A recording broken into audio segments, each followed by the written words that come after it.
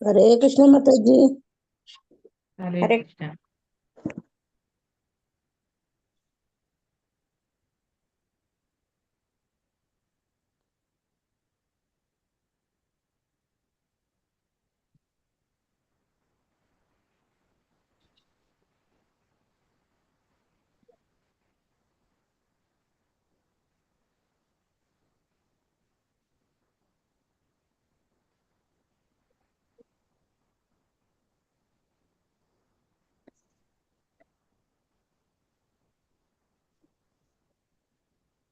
ಹರೇ ಕೃಷ್ಣ ಮಾತಾಜಿ. ನಾನು ಪ್ರೇಯರ್ ಮಾಡ್ಲಾ ಮಾತಾಜಿ? ಮಾಡಿ ಮಾಡಿ ಸ್ಟಾರ್ಟ್ ಮಾಡಿ.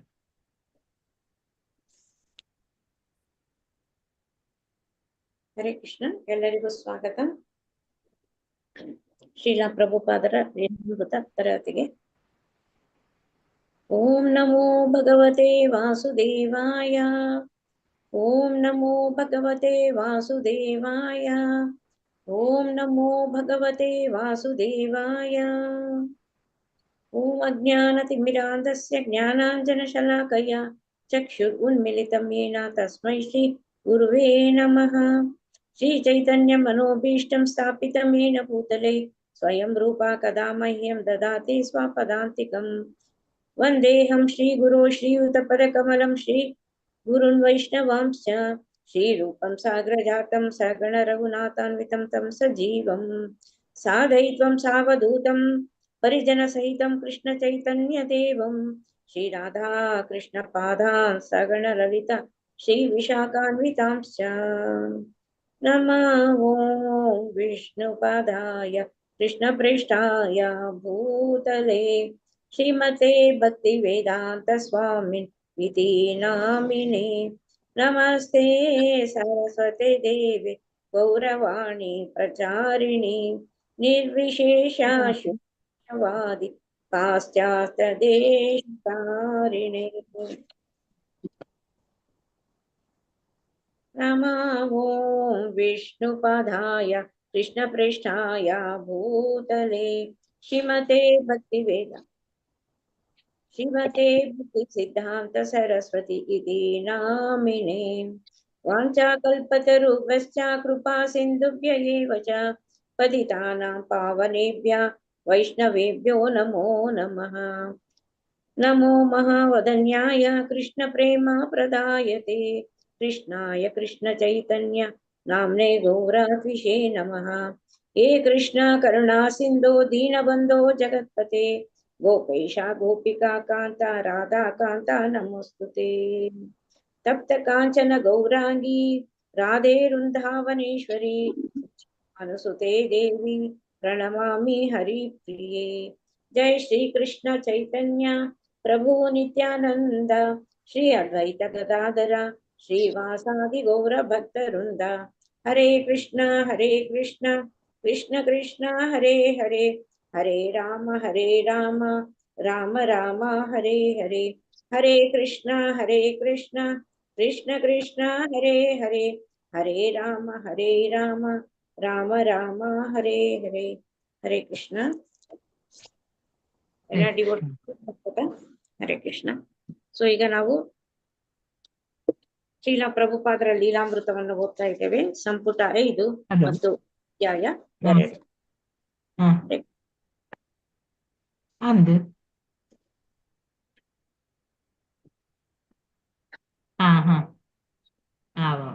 ಬರ್ಬೇಕು.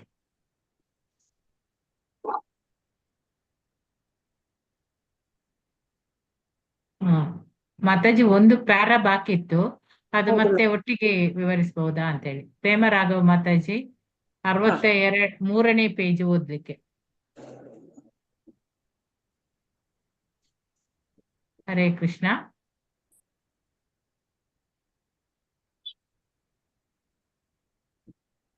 ಅವರು ರೆಡಿ ಇಲ್ಲದಿದ್ರೆ ರೇಖಾ ಬಂಗೇರ ಮಾತಾಜಿ ಓದಿ. ಹರೇ ಕೃಷ್ಣ ಮಾತಾಜಿ. ಹರೇ ಕೃಷ್ಣ ಮಾತಾಜಿ. ಅಲ್ಲಿ ನೈರೋಬಿಗೆ ಪ್ರಭುಪಾದರು ಆಗ ಮಾತಾಜಿ ಸ್ಕ್ರೀನ್ ಅಲ್ಲಿ ಏನ ಬೇರೆ ಬಂತು. ಓಕೆ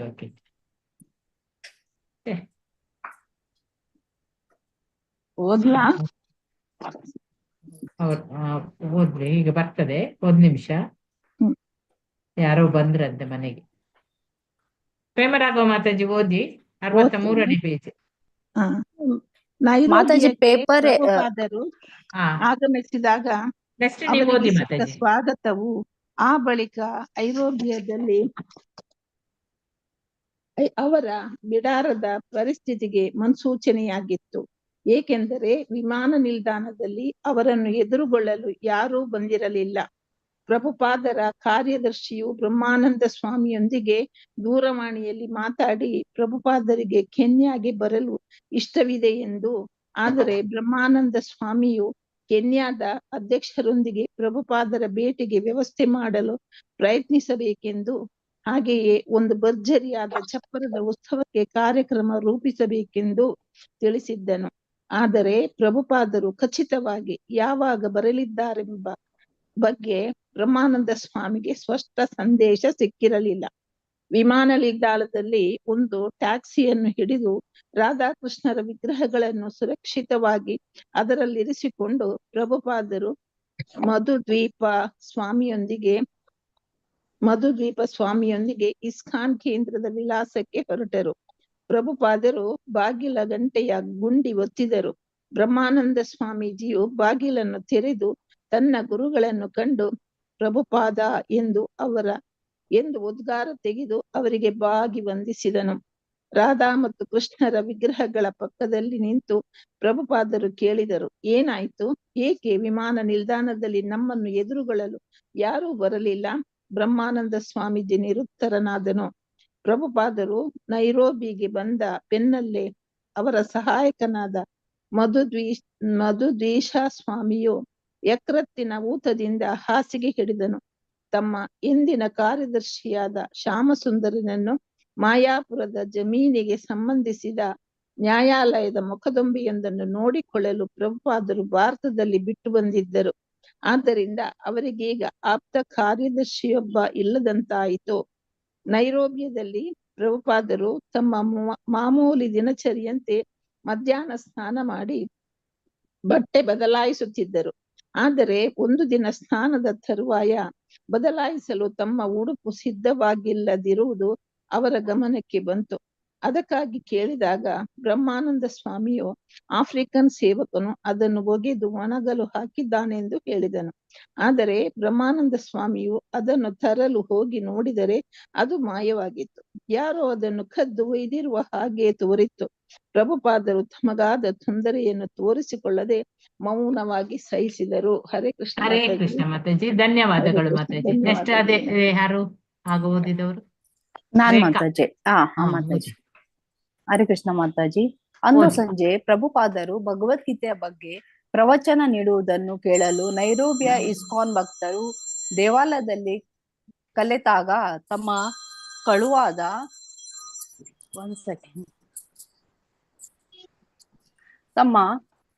ಕಳುವಾದ ಉಡುಪಿನ ಬೇರೆ ಬೇರೆ ಭಾಗಗಳನ್ನು ಆಫ್ರಿಕನ್ ಯುವಕರು ಕೆಲವರು ಧರಿಸುವುದನ್ನು ಪ್ರಭುಪಾದರು ಕಂಡರು. ಅವರು ಇದನ್ನು ಬ್ರಹ್ಮಾನಂದ ಸ್ವಾಮಿಗೆ ತೋರಿಸಿದಾಗ ಅವನು ಕೂಡಲೇ ಈ ಯುವಕರನ್ನು ಹೊರಕ್ಕೆ ಕರೆದೊಯ್ದು ಅವರಿಂದ ವಸ್ತ್ರಗಳನ್ನು ವಾಪಸ್ ಪಡೆದನು. ಅವನು ವಸ್ತ್ರಗಳನ್ನು ಪ್ರಭುಪಾದರಿಗೆ ಹಿಂತಿರುಗಿಸಿದಾಗ ಅವರು ಆ ಅಪರಾಧವನ್ನು ಗಂಭೀರವಾಗಿ ಪರಿಗಣಿಸದೆ ಸುಮ್ಮನೆ ನಕ್ಕು ಬಿಟ್ಟರು. ಆದರೆ ನೈರೋಬಿ ಭಕ್ತರ ಕೆಟ್ಟ ಅಡಿಗೆಯ ಬಗ್ಗೆ ಆದರೂ ಪ್ರಭುಪಾದರು ನಕ್ಕು ಸುಮ್ಮನಾಗಲಿಲ್ಲ. ಅವರು ಪ್ರಭುಪಾದರಿಗೆ ಬಿಳಿ ಜೋಳದ ಅಂಬಲಿ ಬಡಿಸಿದಾಗ ಪ್ರಭುಪಾದರು ಅದು ಹಂದಿಗಳಿಗೆ ಯೋಗ್ಯವಾದ ಆಹಾರವೆಂದು ಹೇಳಿದರು. ಗಟ್ಟಿಯಾಗಿದ್ದ ಬಿಳಿ ಕಡಲೆ ಕಾಳುಗಳು ಕುದುರೆಗಳು ಮಾತ್ರ ತಿನ್ನಲು ಯೋಗ್ಯವಾಗಿದ್ದೆಂದು ಜರಿದರು. ಅನಂತರ ಹರಿಕೃಪನೆಂಬ ಕಪ್ಪು ಅಮೆರಿಕನ್ ಶಿಷ್ಯನು ಅಡಿಗೆ ಮನೆಗೆ ಹೋಗಿ ಕೆಲವು ತರಕಾರಿಗಳನ್ನು ಬೇಯಿಸಿ ಮಸಾಲೆ ಹಾಕದೆ ಅವುಗಳನ್ನು ಬಡಿಸಿದಾಗ ಅದು ನಾಯಿಗಳಿಗೆ ತಕ್ಕ ಆಹಾರವೆಂದು ಅವರು ಬೈದರು. ಹರಿಕೃಪನಿಗೆ ನೀನಿನ್ನೂ ಒಬ್ಬ ಅಶಿಕ್ಷಿತ ಆಫ್ರಿಕನ್ ಎಂದು ಅವರೆಂದರು. ಬಳಿಕ ತಾವೇ ಅಡುಗೆ ಮಾಡಲು ಅವರು ಅಡಿಗೆ ಮನೆಗೆ ಹೊಕ್ಕರು. ಆಗ 10 ಭಕ್ತರು ಅವರೊಂದಿಗೆ ಕಲೆತು ಅವರು ಅಡಿಗೆ ಮಾಡುವುದನ್ನು ಗಮನಿಸಿದರು. ಪ್ರಭುಪಾದರು ಬಿಳಿಯ ತೊವ್ವೆ, ಅನ್ನ, ಚಪಾತಿಗಳು,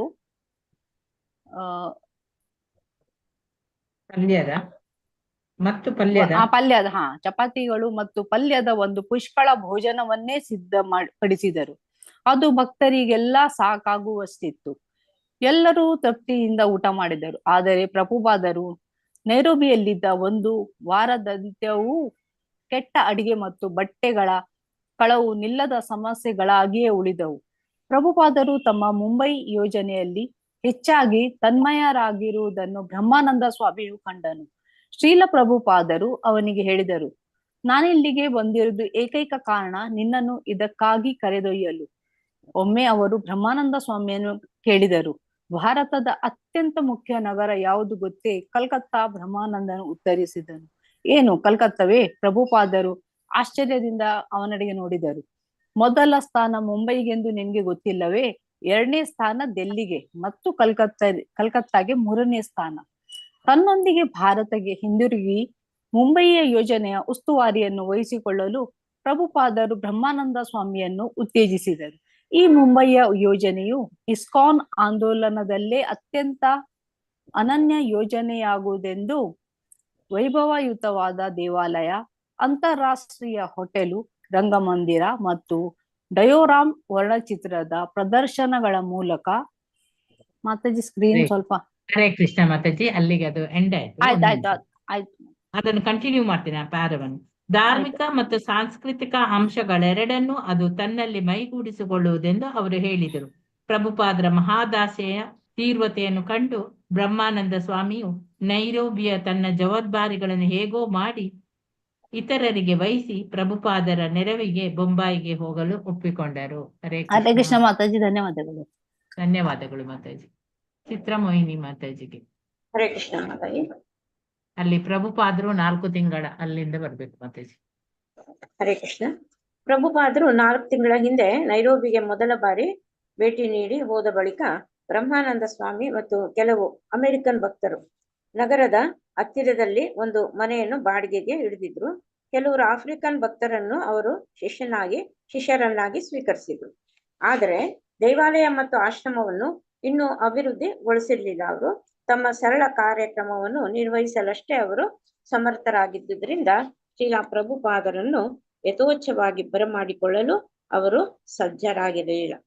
ನೈರೋಬಿಗೆ ಪ್ರಭುಪಾದರು ಆಗಮಿಸಿದಾಗ ಅವರಿಗೆ ಸಿಕ್ಕ ಸ್ವಾಗತವು ಆ ಬಳಿಕ ನೈರೋಬಿಯದಲ್ಲಿ ಅವರು ಬಿಡಾರದ ಪರಿಸ್ಥಿತಿಗೆ ಮುನ್ಸೂಚನೆಯಾಗಿತ್ತು. ಏಕೆಂದರೆ ವಿಮಾನ ನಿಲ್ದಾಣದಲ್ಲಿ ಅವರನ್ನು ಎದುರುಗೊಳ್ಳಲು ಯಾರೂ ಬಂದಿರಲಿಲ್ಲ.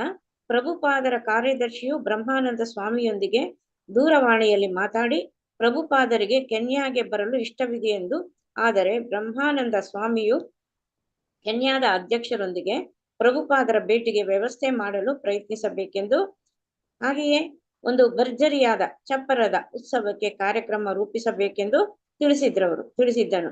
ಆದರೆ ಪ್ರಭುಪಾದರು ಖಚಿತವಾಗಿ ಯಾವಾಗ ಬರಲಿದ್ದಾರೆಂದ ಬಗ್ಗೆ ಬ್ರಹ್ಮಾನಂದ ಸ್ವಾಮಿಗೆ ಸ್ಪಷ್ಟವಾದ ಒಂದು ಸಂದೇಶ ಅವರಿಗೆ ಸಿಕ್ಕಿರ್ಲಿಲ್ಲ.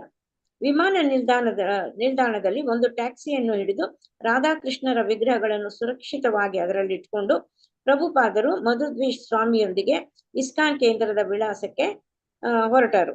ಪ್ರಭುಪಾದರು ಬಾಗಿಲ ಗಂಟೆಯ ಗುಂಡಿ ಒತ್ತಿದರು. ಬ್ರಹ್ಮಾನಂದ ಸ್ವಾಮಿಯು ಬಾಗಿಲನ್ನು ತೆರೆದು ತನ್ನ ಗುರುಗಳನ್ನು ಕಂಡು ಅವರು ಪ್ರಭುಪಾದ್ ಎಂದು ಉದ್ಗಾರ ತೆಗೆದು ಅವರಿಗೆ ಬಾಗಿ ವಂದಿಸಿದರು. ರಾಧಾ ಮತ್ತು ಕೃಷ್ಣರ ವಿಗ್ರಹಗಳ ಪಕ್ಕದಲ್ಲಿ ನಿಂತು ಪ್ರಭುಪಾದರು ಕೇಳಿದರು, ಏನಾಯಿತು? ಏಕೆ ವಿಮಾನ ನಿಲ್ದಲ್ಲಿ ನಮ್ಮನ್ನು ಎದುರುಗೊಳ್ಳಲು ಯಾರು ಬರಲಿಲ್ಲ ನೀವು? ಬ್ರಹ್ಮಾನಂದ ಸ್ವಾಮಿ ನಿರುತ್ತರನಾದನು. ಪ್ರಭುಪಾದರು ನೈರೋಬಿಗೆ ಬಂದ ಬೆನ್ನಲ್ಲೇ ಅವರ ಸಹಾಯಕನಾದ ಮಧುದ್ವೀಶ್ ಸ್ವಾಮಿಯು ಯಕೃತಿನ ಊತದಿಂದ ಹಾಸಿಗೆ ಹಿಡಿದರು. ತಮ್ಮ ಎಂದಿನ ಕಾರ್ಯದರ್ಶಿಯಾದ ಶ್ಯಾಮ್ ಸುಂದರರನ್ನು ಮಾಯಾಪುರದ ಜಮೀನಿಗೆ ಸಂಬಂಧಿಸಿದ ನ್ಯಾಯಾಲಯದ ಮೊಕದ್ದಮೆಯೊಂದನ್ನು ನೋಡಿಕೊಳ್ಳಲು ಪ್ರಭುಪಾದರು ಭಾರತದಲ್ಲಿ ಬಿಟ್ಟು ಬಂದಿದ್ರು. ಆದ್ದರಿಂದ ಅವರಿಗೀಗ ಆಪ್ತ ಕಾರ್ಯದರ್ಶಿಯೊಬ್ಬ ಇಲ್ಲದಂತಾಯಿತು. ನೈರೋಬಿಯಲ್ಲಿ ಪ್ರಭುಪಾದರು ತಮ್ಮ ಮಾಮೂಲಿ ದಿನಚರಿಯಂತೆ ಮಧ್ಯಾಹ್ನ ಸ್ನಾನ ಮಾಡೋದು, ಬಟ್ಟೆ ಬದಲಾಯಿಸ್ತಿದ್ರು. ಆದರೆ ಒಂದು ದಿನ ಸ್ನಾನದ ತರುವಾಯ ಬದಲಾಯಿಸಲು ತಮ್ಮ ಉಡುಪು ಸಿದ್ಧವಾಗಿರ್ಲಿಲ್ಲ. ಅದು ಅವ್ರ ಗಮನಕ್ಕೆ ಬಂತು. ಅದಕ್ಕಾಗಿ ಕೇಳಿದಾಗ ಬ್ರಹ್ಮಾನಂದ ಸ್ವಾಮಿಯು ಆಫ್ರಿಕನ್ ಸೇವಕನು ಅದನ್ನು ಒಯ್ದು ಒಣಗಲು ಹಾಕಿದ್ದಾನೆಂದು ಹೇಳಿದರು. ಆದರೆ ಬ್ರಹ್ಮಾನಂದ ಸ್ವಾಮಿಯು ಅದನ್ನು ತರಲು ಹೋಗಿ ನೋಡಿದ್ರೆ ಅದು ಮಾಯವಾಗಿತ್ತು, ಅಲ್ಲೇನು ಇರ್ಲಿಲ್ಲ. ಯಾರೋ ಅದನ್ನು ಕದ್ದು ಒಯ್ದಿರುವ ಹಾಗೆ ತೋರಿತು ಅವ್ರಿಗೆ. ಪ್ರಭುಪಾದರು ತಮಗಾದ ತೊಂದರೆಯನ್ನು ತೋರಿಸಿಕೊಳ್ಳದೆ ಮೌನವಾಗಿ ಸಹಿಸಿದರು. ಅವರು ಅಂದು ಸಂಜೆ ಪ್ರಭುಪಾದರು ಭಗವದ್ಗೀತೆಯ ಬಗ್ಗೆ ಪ್ರವಚನ ನೀಡುವುದನ್ನು ಕೇಳಲು ನೈರೋಬಿಯ ಇಸ್ಕಾನ್ ಭಕ್ತರು ದೇವಾಲಯದಲ್ಲಿ ಕಲೆತಾಗ ತಮ್ಮ ಕಳುವಾದ ಉಡುಪಿನ ಬೇರೆ ಬೇರೆ ಭಾಗಗಳನ್ನು ಆಫ್ರಿಕನ್ ಯುವಕರು ಕೆಲವರು ಧರಿಸಿರುವುದನ್ನು ಪ್ರಭುಪಾದರು ಖುದ್ದಾಗಿ ಕಂಡ್ರು.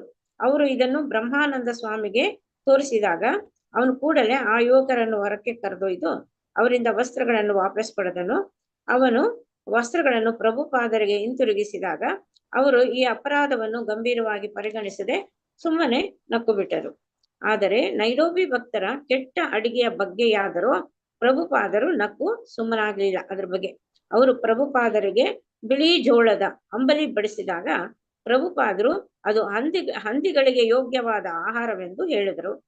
ಸೊ ಗಟ್ಟಿಯಾಗಿದ್ದ ಬಿಳಿ ಕಡಲೆ ಕಾಳುಗಳು ಕುದುರೆಗಳು ಮಾತ್ರ ತಿನ್ನಲು ಯೋಗ್ಯವಾಗಿದೆ ಎಂದು ಜರಿದರು.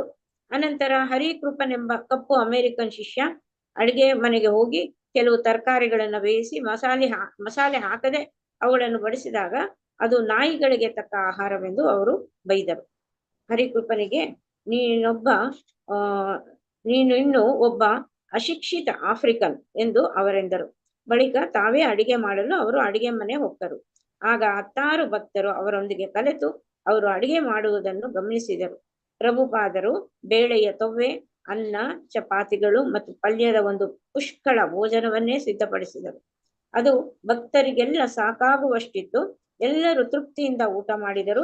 ಆದರೆ ಪ್ರಭುಪಾದರು ನೈರೋಬಿಯಲ್ಲಿದ್ದ ಒಂದು ವಾರದಾದ್ಯಂತವೂ ಕೆಟ್ಟ ಅಡಿಗೆ ಮತ್ತು ಬಟ್ಟೆಗಳ ಕಳುವು ನಿಲ್ಲದ ಸಮಸ್ಯೆಗಳಾಗಿಯೇ ಉಳಿದುಬಿಟ್ಟವು. ಪ್ರಭುಪಾದರು ತಮ್ಮ ಮುಂಬೈ ಯೋಜನೆಯಲ್ಲೇ ಹೆಚ್ಚಾಗಿ ತನ್ಮಯರಾಗಿರುವುದನ್ನು ಬ್ರಹ್ಮಾನಂದ ಸ್ವಾಮಿಯು ಕಂಡನು.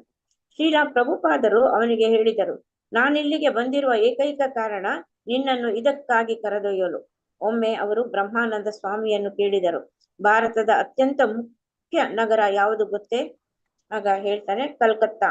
ಬ್ರಹ್ಮಾನಂದ ಉತ್ತರಿಸ್ತಾನೆ, ಏನು ಕಲ್ಕತ್ತವೇ? ಪ್ರಭುಪಾದರು ಆಶ್ಚರ್ಯದಿಂದ ಅವನೆಡೆಗೆ ನೋಡಿದರು. ಮೊದಲ ಸ್ಥಾನ ಮುಂಬಯಿಗೆಂದು ನಿನಗೆ ಗೊತ್ತಿಲ್ಲವೇ? 2ನೇ ಸ್ಥಾನ ದೆಹಲಿಗೆ ಮತ್ತು 3ನೇ ಸ್ಥಾನ ಕಲ್ಕತ್ತಾಗೆ ಅಂತ ಹೇಳ್ತಾರೆ. ತನ್ನೊಂದಿಗೆ ಭಾರತಕ್ಕೆ ಹಿಂದಿರುಗಿ ಮುಂಬೈ ಯೋಜನೆಯ ಉಸ್ತುವಾರಿಯನ್ನು ವಹಿಸಿಕೊಳ್ಳಲು ಪ್ರಭುಪಾದರು ಬ್ರಹ್ಮಾನಂದ ಸ್ವಾಮಿಯನ್ನು ಉತ್ತೇಜಿಸ್ತಾರೆ.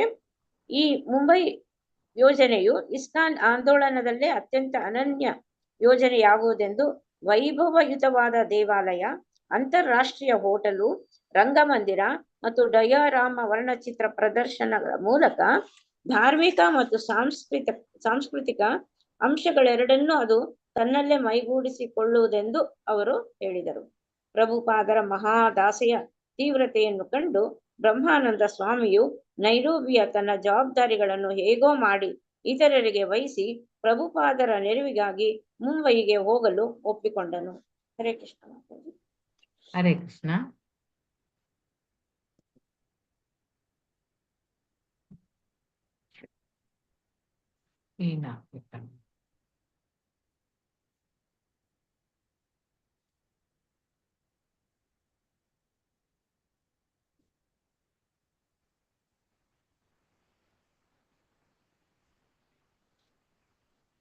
ಬಂತ ಸ್ಕ್ರೀನ್? ಇಲ್ಲ ಬಂದಿದೆ ಮಾತಾಜಿ. ಸ್ಕ್ರೀನ್ ಇಲ್ಲ, ಹೋಯ್ತು. ಬಂದಂಗೆ ಈ ಸೈಡಲ್ಲಿ ಬಂದಿದೆ. ಬಂದಿಲ್ಲ ಮಾತಾಜಿ, ಬಂದಿಲ್ಲ.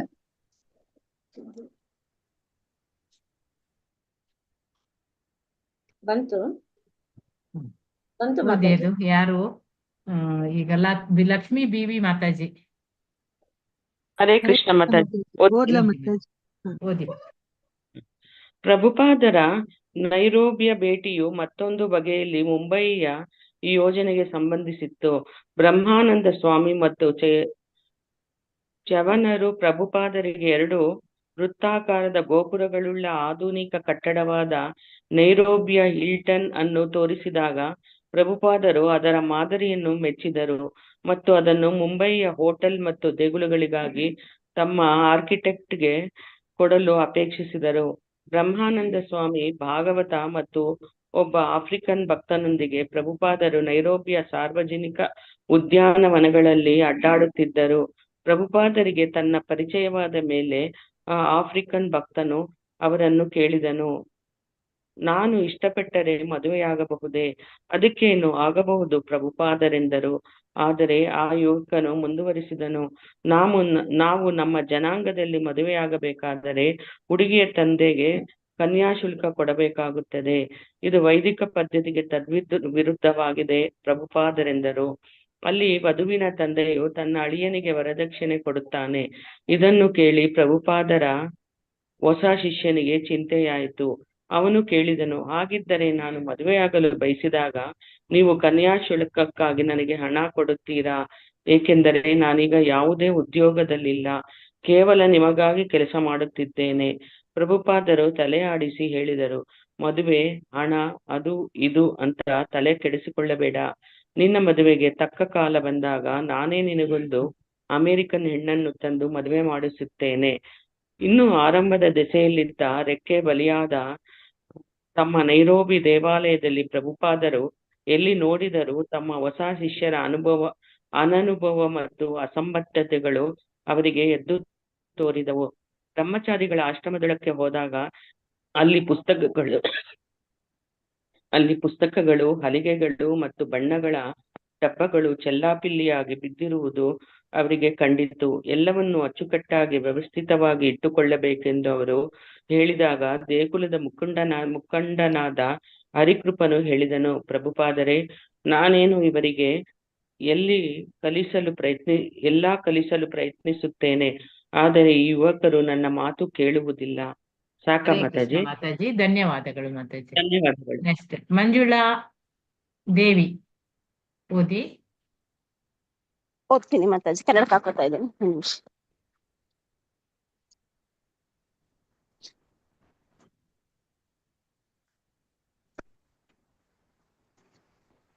ಪ್ರಭುಪಾದರು ಬಗ್ಗೆ ಕೆಲವು ಮರದ ಹಲಗೆಗಳನ್ನು ಎತ್ತಿಕೊಂಡು ಹೇಳಿದರು. ಅವರು ಮಾಡದಿದ್ದರೆ ಈಗ ನೀವೇ ಮಾಡಬೇಕು, ಎಲ್ಲಿ ಇವುಗಳನ್ನು ಅಲ್ಲಿಡು. ಬಳಿಕ ಪ್ರಭುಪಾದರು ಅಲ್ಲಿದ್ದ ಎಲ್ಲರನ್ನೂ ಕೆಲಸಗಳಲ್ಲಿ ತೊಡಗಿಸಿದರು. 5 ನಿಮಿಷಗಳಲ್ಲಿ ಕೊಠಡಿಯು ಅಚ್ಚುಕಟ್ಟಾಯಿತು. ನೈರೋಬಿ ನಗರದ ಕ್ರೀಡಾಂಗಣದಲ್ಲಿ ನಡೆದ ವಿಶ್ವ ಹರೇ ಕೃಷ್ಣ ಆಂದೋಲನ ಮಹೋತ್ಸವವು ಯಶಸ್ಸು ಮತ್ತು ಸೋಲು ಎರಡನ್ನೂ ಭಾಗಶಃ ಒಳಗೊಂಡಿತ್ತು. ಬ್ರಹ್ಮಾನಂದ ಸ್ವಾಮಿಯು ಉನ್ನತ ಹುದ್ದೆಗಳಲ್ಲಿದ್ದ ಸರ್ಕಾರಿ ಅಧಿಕಾರಿಗಳನ್ನು ಹಾಗೂ ರಾಜಕಾರಣಿಗಳನ್ನು ಭೇಟಿಯಾಗಿ ಕಾರ್ಯಕ್ರಮಕ್ಕೆ ಅವರೆಲ್ಲರನ್ನೂ ಆಹ್ವಾನಿಸಿದ್ದನು. ಖಂಡಿತ ಬರುವುದಾಗಿ ಅವರಲ್ಲಿ ಬಹುಪಾಲು ಮಂದಿ ಮಾತು ಕೊಟ್ಟಿದ್ದರು. ಆದರೆ ಕೆನ್ಯಾದ ಶಿಕ್ಷಣ ನಿರ್ದೇಶಕರಾದ ಮಿಸ್ಟರ್ ವೈ ಕೆಮೋರಾ ಅವರನ್ನು ಬಿಟ್ಟರೆ ಉಳಿದ ಯಾರೂ ಉತ್ಸವಕ್ಕೆ ಬರಲಿಲ್ಲ.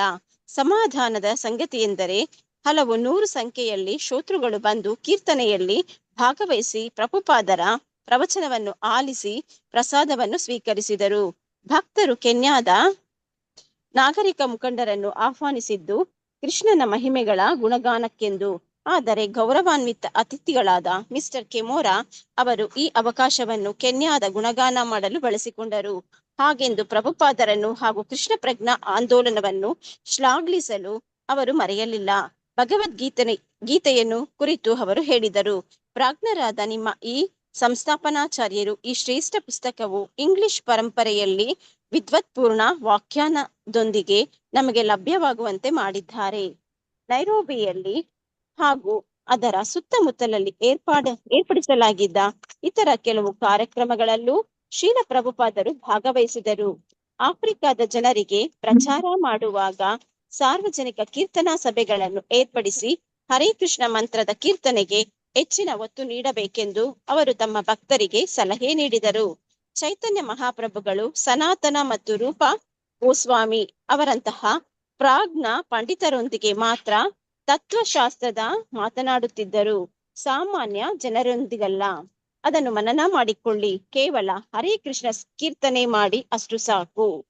ಶ್ರೀಲ ಪ್ರಭುಪಾದರು ನೈರೋಬಿಯ ದೇವಾಲಯಕ್ಕೆ ಕಿರಾತ ಶುದ್ಧಿ ಮೂಲ ನಿವಾಸಿಗಳನ್ನು ಪರಿಶುದ್ಧಗೊಳಿಸುವ ಸ್ಥಳ ಎಂದು ಹೆಸರಿಟ್ಟು ರಾಧಾಕೃಷ್ಣರ ವಿಗ್ರಹಗಳನ್ನು ಅಲ್ಲಿ ಪ್ರತಿಷ್ಠಾಪಿಸಿದರು. ಇದಾದ ಕೊಂಚ ಕಾಲಕ್ಕೆ ಒಂದು ದಿನ ಪ್ರಭುಪಾದರು ದೇವಾಲಯದೊಳಕ್ಕೆ ಹೋದಾಗ ವಿಗ್ರಹಗಳು ಪೀಠದ ಮೇಲೆ ತಮ್ಮ ಸ್ವಸ್ಥಾನದಲ್ಲಿ ಇಲ್ಲದಿರುವುದನ್ನು ಕಂಡು ಆಘಾತಗೊಂಡರು. ಕೃಷ್ಣನ ವಿಗ್ರಹವು ಪೀಠದ ಎಡಭಾಗದ ಕೆಳಮೆಟ್ಟಿಲ ಮೇಲಿತ್ತು. ರಾಧಾರಾಣಿಯ ವಿಗ್ರಹವು ಬಲಭಾಗದ ತುದಿಯಲ್ಲಿತ್ತು. ಧನ್ಯವಾದಗಳು ಮಾತಾಜಿ. ಹರೇ ಧನ್ಯವಾದ ಕೃಷ್ಣ. ಮಾತಾಜಿ. ಹರೇ ಕೃಷ್ಣ. ಪಾರ್ವತಮ್ಮ ಮಾತಾಜಿ ಓದಿ. ಓದ್ತೀನಿ ಮಾತಾಜಿ.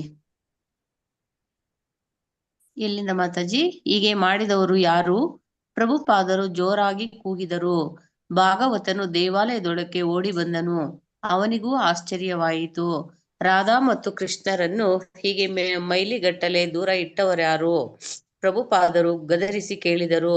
ಇವೆಲ್ಲ ನಿಮಗೆ ತಿಳಿಯೋದಿಲ್ಲವಾ? ಎಷ್ಟು ಸಲ ಅಂತ ನಾನು ನಿಮಗೆ ಕಲಿಸಿಕೊಡೋದು? ಭೂತ ಭಾವನ ಹಠಾತ್ತನೆ ಅಲ್ಲಿಗೆ ಬಂದು ತಾನೇ ತಪ್ಪಿತಸ್ಥನೆಂದು ಒಪ್ಪಿಕೊಂಡನು. ವಿಗ್ರಹಗಳೇಕೆ ಅಷ್ಟು ದೂರದಲ್ಲಿವೆ? ಪ್ರಭುಪಾದರು ಕೇಳಿದರು. ಗೊತ್ತಿಲ್ಲ ಶ್ರೀಲ ಪ್ರಭುಪಾದರೇ, ಭೂತ ಭಾವನ ಉತ್ತರಿಸಿದನು. ಬಹುಶಃ ನಾನು ಮರತೆ ಅಂತ ಕಾಣುತ್ತೆ. ನಾನು ಉತ್ಸವಕ್ಕೆ ಹೋಗುವ ಗಡಿಬಿಡಿಯಲ್ಲಿದ್ದೆ. ಹಾಗೆಂದು ಅವುಗಳನ್ನು ಬೀದಿಯಲ್ಲಿಡಬಹುದೆಂದು ಅರ್ಥವೇ? ಪ್ರಭುಪಾದರು ರೇಗಿದರು. ಉತ್ತರಿಸಲಾಗದೆ ಭೂತಭಾವನನು ಸ್ತಂಭೀಭೂತನಾಗಿ ನಿಂತನು. ಪ್ರಭುಪಾದರ ಮನ ಕರಗಿತು. ಅವರು ಹೇಳಿದರು, ಅವುಗಳನ್ನು ಎತ್ತಿಕೋ, ಒಟ್ಟಾಗಿಡು. ಅವುಗಳ ನಡುವೆ 3 ಅಂಗಲಕ್ಕಿಂತ ಹೆಚ್ಚು ಅಂತರ ಉಂಟಾಗುವಂತೆ ಜರುಗಿಸಬಾರದು. ಎಲ್ಲಿ? ಈಗ ಸರಿಯಾಗಿಡು ನೋಡೋಣ. 1 ವಾರದ ಬಳಿಕ ಪ್ರಭುಪಾದರು ನೈರೋಬಿಯನ್ನು ಬಿಟ್ಟು ಮುಂಬೈಗೆ ಹಿಂದಿರುಗಿದರು. ಬ್ರಹ್ಮಾನಂದ ಸ್ವಾಮಿಯನ್ನು ಕರೆತರಲೆಂದು ಅವರಲ್ಲಿಗೆ ಹೋಗಿದ್ದರು. ಅವರ ಉದ್ದೇಶ ಈಡೇರಿತ್ತು. ಪ್ರಭುಪಾದರು ಬ್ರಹ್ಮಾನಂದ ಸ್ವಾಮಿಗೆ ಹೇಳಿದರು, ನೀನು ಜವಾಬ್ದಾರಿ ವಹಿಸಿಕೊಳ್ಳಲು ಒಪ್ಪದೇ ಇದ್ದಿದ್ದರೆ ಈ ಜಮೀನಿಗೆ ಅಷ್ಟೊಂದು ಹಣ ಪಾವತಿ ಮಾಡಲು ನಾನು ಮುಂದಾಗುವುದು ಕಷ್ಟವಾಗುತ್ತಿತ್ತು. ಈಗ ಅದು ತೀರ್ಮಾನವಾಯಿತು. ಅವರಲ್ಲಿ ಹೊಸ ಭರವಸೆ ಮೂಡಿತು. ಮುಂಬಯಿಯ ಯೋಜನೆಯನ್ನು ಪ್ರಭುಪಾದರು ಇಸ್ಕಾನ್ನಲ್ಲೇ ಅಲ್ಲದೆ ಭಾರತದ ದೇವಾಲಯಗಳಲ್ಲೇ ಅಸಾಧಾರಣವಾದದ್ದನ್ನಾಗಿ ಕಲ್ಪಿಸಿಕೊಂಡಿದ್ದರು. ಯೋಜನೆಯ ಅನೇಕ ವಿವರಗಳು ಈಗಾಗಲೇ ಅವರ ಮನದಲ್ಲಿ ರೂಪುಗೊಂಡಿದ್ದವು. ಆದರೆ ಅವುಗಳನ್ನು ಕಾರ್ಯರೂಪಕ್ಕೆ ತರಲು ಸಮರ್ಥ ಶಿಷ್ಯರ ಅಗತ್ಯ ಅವರಿಗಿತ್ತು. ಸದ್ಯಕ್ಕೆ ಅವರೊಬ್ಬರೇ ಇಸ್ಕಾನ್ನ ಏಕಾಂಗಿ ಮುಖಂಡರಾಗಿದ್ದರು. ಕೃಷ್ಣ ಪ್ರಜ್ಞಾ ಆಂದೋಲನದ ಹೊಸ ಮಜಲುಗಳನ್ನು ಸಾಕಾರಗೊಳಿಸಲು ಅವರು ಒಬ್ಬಂಟಿಯಾಗಿ ಮುನ್ನುಗ್ಗುತ್ತಿದ್ದರು. ಅವರ ಶಿಷ್ಯರು ಅವರ ಹಿಂದಿದ್ದರು. ಆದರೆ ಮುಖಂಡತ್ವದ ಹೊಣೆ ಸದಾ ಪ್ರಭುಪಾದರದೇ ಆಗಿತ್ತು. ಇಸ್ಕಾನ್ನ ವಿವಿಧ ಯೋಜನೆಗಳಿಗೆ ಮುಖಂಡತ್ವ ವಹಿಸಲು ತಮ್ಮ ಶಿಷ್ಯರು ಮುಂದೆ ಬರಬೇಕೆಂದು ಪ್ರಭುಪಾದರ ಆಸೆಯಾಗಿತ್ತು. ಆದರೆ ಕೆಲವು ಸಲ ಶಿಷ್ಯರು ತಮ್ಮ ಜವಾಬ್ದಾರಿಗಳನ್ನು ಸರಿಯಾಗಿ ನಿರ್ವಹಿಸಲು ಅಶಕ್ತರಾಗುತ್ತಿದ್ದರು. ಹೀಗಾಗಿ ಪ್ರಭುಪಾದರೇ ಕೆಲವೊಮ್ಮೆ ಉದಾಹರಣೆಗೆ ಹೇಳುತ್ತಿದ್ದ, ಏನಾದರೂ ಮಾಡಿ ಮುಗಿಸಬೇಕಿದ್ದರೆ ನಿನ್ನ ಕೈಯಿಂದಲೇ ಮಾಡು ಎಂಬ ಬಂಗಾಳಿ ಸೂಕ್ತಿಯಂತೆ ಅವರು ನೈರೋಬಿಗೆ ಸ್ವತಃ ತಾವೇ ಹೋಗಿ ತಮ್ಮ ಕೈಯಾರೆ ಬ್ರಹ್ಮಾನಂದ ಸ್ವಾಮಿಯನ್ನು ಮುಂಬೈಗೆ ಕರೆತಂದಿದ್ದರು. ಅದೇ ಕಾಲಕ್ಕೆ ನೈರೋಬಿಯ ಭಕ್ತರು ಮತ್ತು ಸಾಮಾನ್ಯ ಜನತೆ ಪ್ರಭುಪಾದರ ಭೇಟಿಯ ಲಾಭ ಪಡೆಯಲು ಸಹ ಸಾಧ್ಯವಾದಂತಾಯಿತು. ಮಾತಾಜಿ ಸ್ವಲ್ಪ ಮೇಲೆ ಮಾಡಿ ಮಾತಾಜಿ. ಹರೇ ಕೃಷ್ಣ ಮಾತಾಜಿ. ಹರೇ ಕೃಷ್ಣ ಮಾತಾಜಿ. ಧನ್ಯವಾದಗಳು ಮಾತಾಜಿ. ಧನ್ಯವಾದಗಳು ಮಾತಾಜಿ.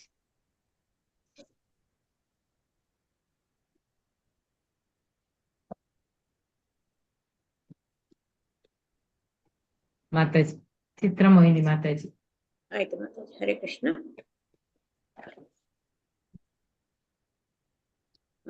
ಪ್ರಭುಪಾದರ ನೈರೋಬಿಯ ಭೇಟಿಯು ಮತ್ತೊಂದು ಬಗೆಯಲ್ಲಿ ಮುಂಬಯಿಯ ಈ ಯೋಜನೆಗೆ ಸಂಬಂಧಿಸಿತ್ತು. ಬ್ರಹ್ಮಾನಂದ ಸ್ವಾಮಿ ಮತ್ತು ಚವನರು ಪ್ರಭುಪಾದರಿಗೆ 2 ವೃತ್ತಾಕಾರದ ಗೋಪುರಗಳುಳ್ಳ ಆಧುನಿಕ ಕಟ್ಟಡವಾದ ನೈರೋಬಿಯ ಹಿಲ್ಟನ್ ಅನ್ನು ತೋರಿಸಿದಾಗ ಪ್ರಭುಪಾದರು ಅದರ ಮಾದರಿಯನ್ನು ಮೆಚ್ಚಿದರು ಮತ್ತು ಅದನ್ನು ಮುಂಬಯಿಯ ಹೋಟೆಲ್ ಮತ್ತು ದೇಗುಲಗಳಿಗಾಗಿ ತಮ್ಮ ಆರ್ಕಿಟೆಕ್ಟ್ಗೆ ಕೊಡಲು ಅಪೇಕ್ಷಿಸಿದರು. ಬ್ರಹ್ಮಾನಂದ ಸ್ವಾಮಿ, ಭಾಗವತ ಮತ್ತು ಒಬ್ಬ ಆಫ್ರಿಕನ್ ಒಂದಿಗೆ ಪ್ರಭುಪಾದರು ನೈರೋಬಿಯ ಸಾರ್ವಜನಿಕ ಉದ್ಯಾನವನದಲ್ಲಿ ಅಡ್ಡಾಡುತ್ತಿದ್ದರು. ಪ್ರಭುಪಾದರಿಗೆ ತನ್ನ ಪರಿಚಯವಾದ ಮೇಲೆ ಆಫ್ರಿಕನ್ ಭಕ್ತನು ಅವರನ್ನು ಕೇಳಿದನು, ನಾನು ಇಷ್ಟಪಟ್ಟರೆ ಮದುವೆಯಾಗಬಹುದೇ? ಅದಕ್ಕೇನು ಆಗಬಹುದು ಅಂತ ಪ್ರಭುಪಾದರು ಹೇಳ್ತಾರೆ. ಆದರೆ ಆ ಯುವಕನು ಮುಂದುವರಿಸಿದನು, ನಾನು ನಮ್ಮ ಜನಾಂಗದಲ್ಲಿ ಮದುವೆಯಾಗಬೇಕಾದರೆ ಹುಡುಗಿಯ ತಂದೆಗೆ ಕನ್ಯಾಶುಲ್ಕ ಕೊಡಬೇಕಾಗುತ್ತದೆ ಅಂತ ಹೇಳ್ತಾನೆ. ಅದಕ್ಕೆ ಪ್ರಭುಪಾದರು ಹೇಳ್ತಾರೆ, ಇದು ವೈದಿಕ ಪದ್ಧತಿಗೆ ತದ್ವಿರುದ್ಧವಾಗಿದೆ. ಪ್ರಭುಪಾದರೆಂದರು, ಅಲ್ಲಿ ವಧುವಿನ ತಂದೆಯು ತನ್ನ ಅಳಿಯನಿಗೆ ವರದಕ್ಷಿಣೆ ಕೊಡ್ತಾನೆ. ಇದನ್ನು ಕೇಳಿ ಪ್ರಭುಪಾದರು ಹೊಸ ಶಿಷ್ಯನಿಗೆ ಚಿಂತೆಯಾಯಿತು. ಅವನು ಕೇಳಿದನು, ಹಾಗಿದ್ದರೆ ನಾನು ಮದುವೆಯಾಗಲು ಬಯಸಿದಾಗ ನೀವು ಕನ್ಯಾಶುಲ್ಕಕ್ಕಾಗಿ ನನಗೆ ಹಣ ಕೊಡುತ್ತೀರಾ? ಏಕೆಂದರೆ ನಾನೀಗ ಯಾವುದೇ ಉದ್ಯೋಗದಲ್ಲಿಲ್ಲ, ಕೇವಲ ನಿಮಗಾಗಿ ಕೆಲಸ ಮಾಡ್ತಾ ಇದ್ದೀನಿ. ಪ್ರಭುಪಾದರು ತಲೆ ಆಡಿಸಿ ಹೇಳಿದರು, ಮದುವೆ ಹಣ ಅದು ಇದು ಅಂತ ತಲೆ ಕೆಡಿಸಿಕೊಳ್ಬೇಡ. ನಿನ್ನ ಮದುವೆಗೆ ತಕ್ಕ ಕಾಲ ಬಂದಾಗ ನಾನೇ ನಿನಗೊಂದು ಅಮೇರಿಕನ್ ಹೆಣ್ಣನ್ನು ತಂದು ಮದುವೆ ಮಾಡಿಸುತ್ತೇನೆ. ಇನ್ನು ಆರಂಭದ ದೆಸೆಯಲ್ಲಿದ್ದ ರೆಕ್ಕೆ ಬಲಿಯದ ತಮ್ಮ ನೈರೋಬಿ ದೇವಾಲಯದಲ್ಲಿ ಪ್ರಭುಪಾದರು ಎಲ್ಲಿ ನೋಡಿದರೂ ತಮ್ಮ ಹೊಸ ಶಿಷ್ಯರ ಅನನುಭವ ಮತ್ತು ಅಸಂಬದ್ಧಗಳು ಅವರಿಗೆ ಎದ್ದು ತೋರಿದವು. ಬ್ರಹ್ಮಚಾರಿಗಳ ಆಶ್ರಮದೊಳಕ್ಕೆ ಹೋದಾಗ ಅಲ್ಲಿ ಪುಸ್ತಕಗಳು, ಹಲಿಗೆಗಳು ಮತ್ತು ಬಣ್ಣಗಳ ಡಬ್ಬಗಳು ಚೆಲ್ಲಾಪಿಲ್ಲಿಯಾಗಿ ಬಿದ್ದಿರುವುದು ಅವರಿಗೆ ಕಂಡಿತು. ಎಲ್ಲವನ್ನು ಅಚ್ಚುಕಟ್ಟಾಗಿ ವ್ಯವಸ್ಥಿತವಾಗಿ ಇಟ್ಟುಕೊಳ್ಳಬೇಕೆಂದು ಅವರು ಹೇಳಿದಾಗ ದೇಗುಲದ ಮುಖಂಡನಾದ ಹರಿಕೃಪನು ಹೇಳಿದನು, ಪ್ರಭುಪಾದರೆ, ನಾನೇನೋ ಇವರಿಗೆ ಎಲ್ಲಾ ಕಲಿಸಲು ಪ್ರಯತ್ನಿಸ್ತಾ ಇದ್ದೀನಿ, ಆದರೆ ಈ ಯುವಕರು ನನ್ನ ಮಾತು ಕೇಳುವುದೇ ಇಲ್ಲ. ಪ್ರಭುಪಾದರು ಬಗ್ಗೆ ಕೆಲವು ಮರದ ಹಲಗೆಗಳನ್ನ ಎತ್ಕೊಂಡು ಹೇಳಿದ್ರು, ಅವರು ಮಾಡದಿದ್ದರೆ ಈಗ ನೀವೇ ಮಾಡಬೇಕು. ಎಲ್ಲಿ ಇವುಗಳನ್ನು ಅಲ್ಲಿಡಿ. ಬಳಿಕ ಪ್ರಭುಪಾದರು ಅಲ್ಲಿದ್ದ ಎಲ್ಲರನ್ನು ಕೆಲಸಗಳಲ್ಲಿ ತೊಡಗಿಸಿದರು. 5 ನಿಮಿಷಗಳಲ್ಲಿ ಕೊಠಡಿಯು ಅಚ್ಚುಕಟ್ಟಾಗಿ ಹೋಯಿತು. ನೈರೋಬಿ ನಗರದ ಕ್ರೀಡಾಂಗಣದಲ್ಲಿ ನಡೆದ ವಿಶ್ವ ಹರೇ ಕೃಷ್ಣ ಆಂದೋಲನ ಮಹೋತ್ಸವವು ಯಶಸ್ಸು ಮತ್ತು ಸೋಲು ಎರಡನ್ನೂ ಭಾಗಶಃ ಒಳಗೊಂಡಿತ್ತು. ಬ್ರಹ್ಮಾನಂದ ಸ್ವಾಮಿಯು ಉನ್ನತ ಹುದ್ದೆಗಳಲ್ಲಿದ್ದ ಸರ್ಕಾರಿ ಅಧಿಕಾರಿಗಳನ್ನು ಹಾಗೂ ರಾಜಕಾರಣಿಗಳನ್ನು ಭೇಟಿಯಾಗಿ ಕಾರ್ಯಕ್ರಮಕ್ಕೆ ಅವರೆಲ್ಲರನ್ನು ಆಹ್ವಾನಿಸಿದ್ರು. ಖಂಡಿತ ಬರುವುದಾಗಿ ಅವರಲ್ಲಿ ಬಹುಪಾಲು ಮಂದಿ ಮಾತು ಕೊಟ್ಟಿದ್ರು. ಆದರೆ ಕೆನ್ಯಾದ ಶಿಕ್ಷಣ ನಿರ್ದೇಶಕರಾದ ಮಿಸ್ಟರ್ ವೈ ಕೋಮೋ ಅವರನ್ನು ಬಿಟ್ಟರೆ ಉಳಿದ ಯಾರೂ ಉತ್ಸವಕ್ಕೆ ಬರಲಿಲ್ಲ. ಸಮಾಧಾನದ ಸಂಗತಿ ಎಂದರೆ ಹಲವು ನೂರು ಸಂಖ್ಯೆಯಲ್ಲಿ ಶ್ರೋತೃಗಳು ಬಂದು ಕೀರ್ತನೆಯಲ್ಲಿ ಭಾಗವಹಿಸಿ ಪ್ರಭುಪಾದರ ಪ್ರವಚನವನ್ನು ಆಲಿಸಿ ಪ್ರಸಾದವನ್ನ ಸ್ವೀಕರಿಸಿದ್ರು. ಭಕ್ತರ ಕೆನ್ಯಾದ ನಾಗರಿಕ ಮುಖಂಡರನ್ನು ಆಹ್ವಾನಿಸಿದ್ದ ಕೃಷ್ಣನ ಮಹಿಮೆಗಳ ಗುಣಗಾನಕ್ಕೆಂದು ಆದರೆ ಗೌರವಾನ್ವಿತ ಅತಿಥಿಗಳಾದ ಮಿಸ್ಟರ್ ಕೊಮೋರೆ ಅವರು ಈ ಅವಕಾಶವನ್ನು ಕೆನ್ಯಾದ ಗುಣಗಾನ ಮಾಡಲು ಬಳಸಿಕೊಂಡರು. ಹಾಗೆಂದು ಪ್ರಭುಪಾದರನ್ನು ಹಾಗೂ ಕೃಷ್ಣ ಪ್ರಜ್ಞಾ ಆಂದೋಲನವನ್ನು ಶ್ಲಾಘಿಸಲು ಅವರು ಮರೆಯಲಿಲ್ಲ. ಭಗವದ್ಗೀತೆಯನ್ನು ಕುರಿತು ಅವರು ಹೇಳಿದರು, ಪ್ರಾಜ್ಞರಾದ ನಿಮ್ಮ ಈ ಸಂಸ್ಥಾಪನಾಚಾರ್ಯರು ಈ ಶ್ರೇಷ್ಠ ಪುಸ್ತಕವು ಇಂಗ್ಲಿಷ್ ಪರಂಪರೆಯಲ್ಲಿ ವಿದ್ಯುತ್ಪೂರ್ಣ ವ್ಯಾಖ್ಯಾನದೊಂದಿಗೆ ನಮಗೆ ಲಭ್ಯವಾಗುವಂತೆ ಮಾಡಿದ್ದಾರೆ ಅಂತ ಹೇಳ್ತಾರೆ. ನೈರೋಬಿಯಾದಲ್ಲಿ ಹಾಗೂ ಅದರ ಸುತ್ತಮುತ್ತಲಲ್ಲಿ ಏರ್ಪಡಿಸಲಾಗಿದ್ದ ಇತರ ಕೆಲವು ಕಾರ್ಯಕ್ರಮಗಳಲ್ಲೂ ಶ್ರೀಲ ಪ್ರಭುಪಾದರು ಭಾಗವಹಿಸಿದರು. ಆಫ್ರಿಕಾದ ಜನರಿಗೆ ಪ್ರಚಾರ ಮಾಡುವಾಗ ಸಾರ್ವಜನಿಕ ಕೀರ್ತನಾ ಸಭೆಗಳನ್ನು ಏರ್ಪಡಿಸಿ ಹರೇ ಕೃಷ್ಣ ಮಂತ್ರದ ಕೀರ್ತನೆಗೆ ಹೆಚ್ಚಿನ ಒತ್ತು ನೀಡಬೇಕೆಂದು ಅವರು ತಮ್ಮ ಭಕ್ತರಿಗೆ ಸಲಹೆ ನೀಡಿದರು. ಚೈತನ್ಯ ಮಹಾಪ್ರಭುಗಳು, ಸನಾತನ ಮತ್ತು ರೂಪ ಗೋಸ್ವಾಮಿ ಅವರಂತಹ ಪ್ರಾಜ್ಞ ಪಂಡಿತರೊಂದಿಗೆ ಮಾತ್ರ ತತ್ವಶಾಸ್ತ್ರದ ಬಗ್ಗೆ ಮಾತಾಡ್ತಾ ಇದ್ರು, ಸಾಮಾನ್ಯ ಜನರೊಂದಿಗಲ್ಲ. ಅದನ್ನು ಮನನ ಮಾಡಿಕೊಳ್ಳಿ. ಕೇವಲ ಹರೇ ಕೃಷ್ಣ ಕೀರ್ತನೆ ಮಾಡಿ, ಅಷ್ಟು ಸಾಕು. ಶ್ರೀಲ ಪ್ರಭುಪಾದರು ನೈರೋಬಿಯ ದೇವಾಲಯಕ್ಕೆ ಕಿರಾತ ಶುದ್ಧಿ ಮೂಲ ನಿವಾಸಿಗಳನ್ನು ಪರಿಶುದ್ಧಗೊಳಿಸುವ ಸ್ಥಳ ಎಂದು ಹೆಸರಿಟ್ಟು ರಾಧಾಕೃಷ್ಣರ ವಿಗ್ರಹಗಳನ್ನು ಅಲ್ಲಿ ಪ್ರತಿಷ್ಠಾಪಿಸಿದರು. ಇದಾದ ಕೊಂಚ ಕಾಲಕ್ಕೆ ಒಂದು ದಿನ ಪ್ರಭುಪಾದರು ದೇವಾಲಯದೊಳಕ್ಕೆ ಹೋದಾಗ ವಿಗ್ರಹಗಳು ಪೀಠದ ಮೇಲೆ ತಮ್ಮ ಸ್ವಸ್ಥಾನದಲ್ಲಿ ಇಲ್ಲದಿರುವುದನ್ನು ಕಂಡು ಅವರು ಆಘಾತಗೊಂಡರು. ಕೃಷ್ಣನ ವಿಗ್ರಹವು ಪೀಠದ ಎಡಭಾಗದ ಕೆಲ ಮೆಟ್ಟಿಲ ಮೇಲಿತ್ತು. ರಾಧಾರಾಣಿಯ ವಿಗ್ರಹವು ಬಲಭಾಗದ ತುದಿಯಲ್ಲಿತ್ತು. ಹೀಗೆ ಮಾಡಿದವರು ಯಾರು? ಪ್ರಭುಪಾದರು ಜೋರಾಗಿ ಕೂಗಿದರು. ಭಾಗವತನು ದೇವಾಲಯದೊಳಕ್ಕೆ ಓಡಿ ಬಂದನು. ಅವನಿಗೂ ಆಶ್ಚರ್ಯವಾಯಿತು. ರಾಧಾ ಮತ್ತು ಕೃಷ್ಣರನ್ನು ಹೀಗೆ ಮೈಲುಗಟ್ಟಲೆ ದೂರ ಇಟ್ಟವರು ಯಾರು? ಪ್ರಭುಪಾದರು ಗದರಿಸಿ ಕೇಳಿದರು. ಇವೆಲ್ಲ ನಿಮಗೆ ತಿಳಿಯೋದಿಲ್ವೇ? ಎಷ್ಟು ಸಲ ಅಂತ ನಾನ್ ನಿಮ್ಗೆ ಕಲ್ಸ್ಕೊಡೋದು ಅಂತ ಪ್ರಭುಪಾದರು ಗದರ್ತಾರೆ. ಭೂತ ಭಾವನ ಹಠಾತ್ತನೆ ಅಲ್ಲಿಗೆ ಬಂದು ತಾನೇ ತಪ್ಪಿಸ್ತನೆಂದು ಒಪ್ಪಿಕೊಂಡ. ವಿಗ್ರಹಗಳೇಕೆ ಅಷ್ಟು ದೂರದಲ್ಲಿವೆ? ಪ್ರಭುಪಾದರು ಕೇಳಿದರು. ಗೊತ್ತಿಲ್ಲ ಶ್ರೀಲ ಪ್ರಭುಪಾದರೆ, ಭೂತ ಭಾವನ ಉತ್ತರಿಸಿದನು. ಬಹುಶಃ ನಾನು ಮರೆತೆ ಅಂತ ಕಾಣುತ್ತೆ. ನಾನು ಉತ್ಸವಕ್ಕೆ ಹೋಗುವ ಗಡಿಬಿಡಿಯಲ್ಲಿದ್ದೆ. ಹಾಗೆಂದು ಅವುಗಳನ್ನು ಬೀದಿಯಲ್ಲಿಡಬಹುದೆಂದು ಅರ್ಥವೇ? ಪ್ರಭುಪಾದರು ರೇಗಿದರು. ಉತ್ತರಿಸಲಾಗದೆ ಭೂತ ಭಾವನನ್ನು ಸ್ತಂಭೀಭೂತನಾಗಿ ನಿಂತನು. ಪ್ರಭುಪಾದರ ಮನ ಕರಗಿತು. ಅವರು ಹೇಳಿದರು, ಅವುಗಳನ್ನು ಎತ್ತಿಕೋ, ಒಟ್ಟಾಗಿಡು. ಅವುಗಳ ನಡುವೆ 3 ಅಂಗುಲಕ್ಕಿಂತ ಹೆಚ್ಚು ಅಂತರ ಉಂಟಾಗುವಂತೆ ಜರುಗಿಸಬಾರದು. ಅಂದ್ರೆ ಅವು ಎರಡನ್ನು ರಾಧಾಕೃಷ್ಣ ಇದೆಯಲ್ಲ, ಅವೆರಡನ್ನು ಡಿಫರೆನ್ಸು 3 ಅಂಗುಳಕ್ಕಿಂತ 3 ಇಂಚಸ್ಗಿಂತ ಹೆಚ್ಚು ದೂರ ಇರಬಾರ್ದಂತೆ. ಎಲ್ಲ ಸರಿ, ಈಗ ಸರಿಯಾಗಿ ನೋಡೋಣ ಅಂತ ಕೇಳ್ತಾರೆ. ಅವುಗಳನ್ನು ಎತ್ತಿಕೋ, ಒಡ್ಡಾಗಿಡು, ಅವುಗಳ ನಡುವೆ 3 ಅಂಗುಲಕ್ಕಿಂತ ಹೆಚ್ಚು ಅಂತರ ಉಂಟಾಗುವಂತೆ ಜರುಗಿಸಬಾರದು. ಎಲ್ಲಿ ಈಗ ಸರಿಯಾಗಿಡು ನೋಡೋಣ ಅಂತಾರೆ. 1 ವಾರದ ಬಳಿಕ ಪ್ರಭುಪಾದರು ನೈರೋಬಿಯನ್ನು ಬಿಟ್ಟು ಮುಂಬಯಿಗೆ ಹಿಂತಿರುಗಿದರು. ಬ್ರಹ್ಮಾನಂದ ಸ್ವಾಮಿಯನ್ನು ಕರೆತರಲೆಂದು ಅವರಲ್ಲಿಗೆ ಹೋಗಿದ್ದರು. ಅವರ ಉದ್ದೇಶ ಈಡೇರಿತು.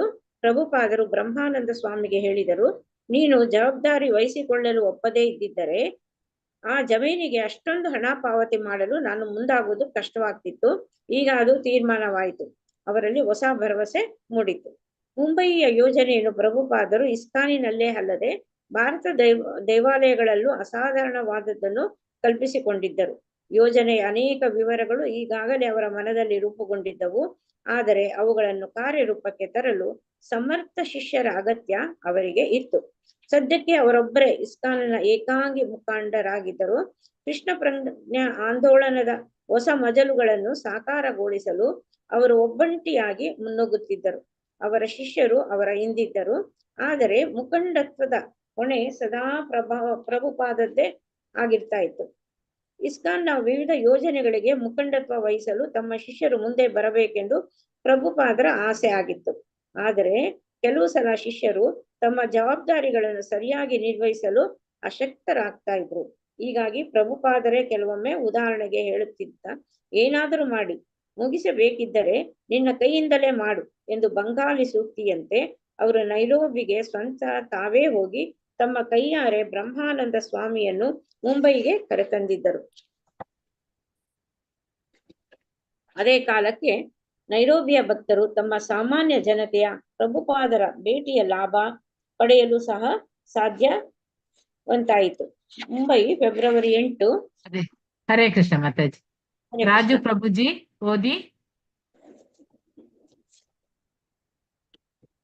ಹರೇ ಕೃಷ್ಣ.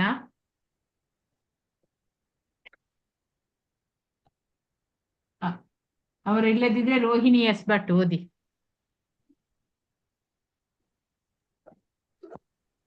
ಹರೇ ಕೃಷ್ಣ ಮಾತಾಜಿ.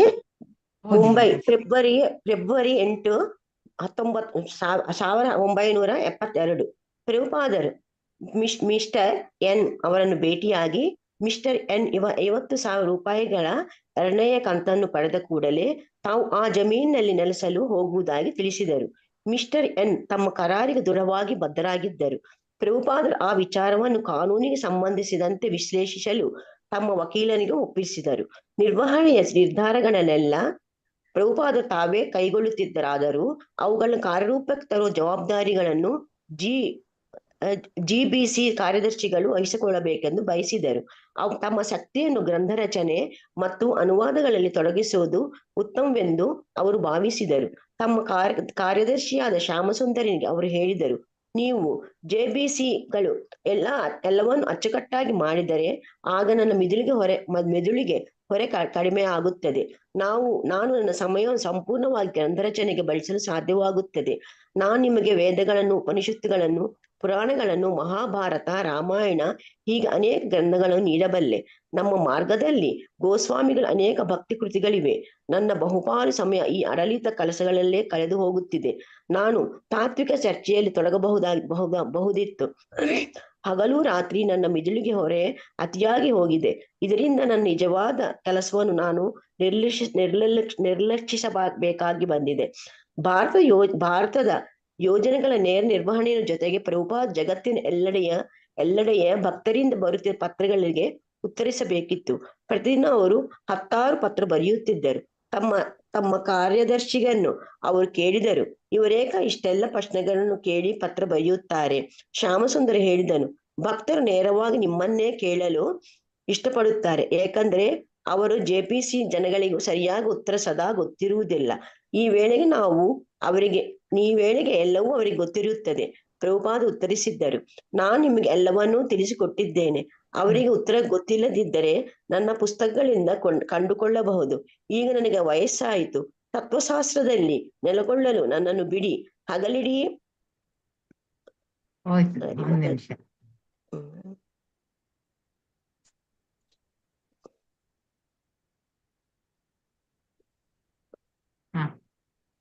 ಬಂತಲ್ಲ? ಬಂತು ಮಾತಾಜಿ. ಈಗ ನನಗೆ ವಯಸ್ಸಾಯಿತು. ತತ್ವಶಾಸ್ತ್ರದಲ್ಲಿ ನೆಲೆಗೊಳ್ಳಲು ನನ್ನನ್ನು ಬಿಡಿ. ಹಗಲಿಡೀ ಪತ್ರಗಳನ್ನು ಓದುವುದು, ವ್ಯವಹಾರ ಮಾಡುವುದು, ರಾತ್ರಿಯಿಡೀ ಪತ್ರಗಳಿಗೆ ಸಹಿ ಹಾಕುವುದು ಇದು ಸರಿಯಲ್ಲ. ಇವುಗಳಿಂದ ನನಗೆ ಬಿಡುಗಡೆ ಬೇಕಾಗಿದೆ. ಈಗ ಎಲ್ಲವನ್ನೂ ನೋಡಿಕೊಳ್ಳಲು JBC ಸಮರ್ಥವಾಗಿದೆ. ಹರೇ ಆದರೆ ಕೃಷ್ಣ ಅದು ಮಾತಾಜಿ, ಹರೇ ಕೃಷ್ಣ ಧನ್ಯವಾದಗಳು ಮಾತಾಜಿ, ಮಾತಾಜಿ, ಹರೇ ಕೃಷ್ಣ ಮಾತಾಜಿ. ಧನ್ಯವಾದಗಳು ಮಾತಾಜಿ. ಇನ್ನು ನೆಕ್ಸ್ಟ್ ರಾಜಪ್ರಭುಜಿ ರೆಡಿ ಇಲ್ಲ ಅಲ್ಲ? ನೆಕ್ಸ್ಟ್ ಸ್ವಯಂ ಪ್ರಭಾ ಮಾತಾಜಿ ಓದಿ.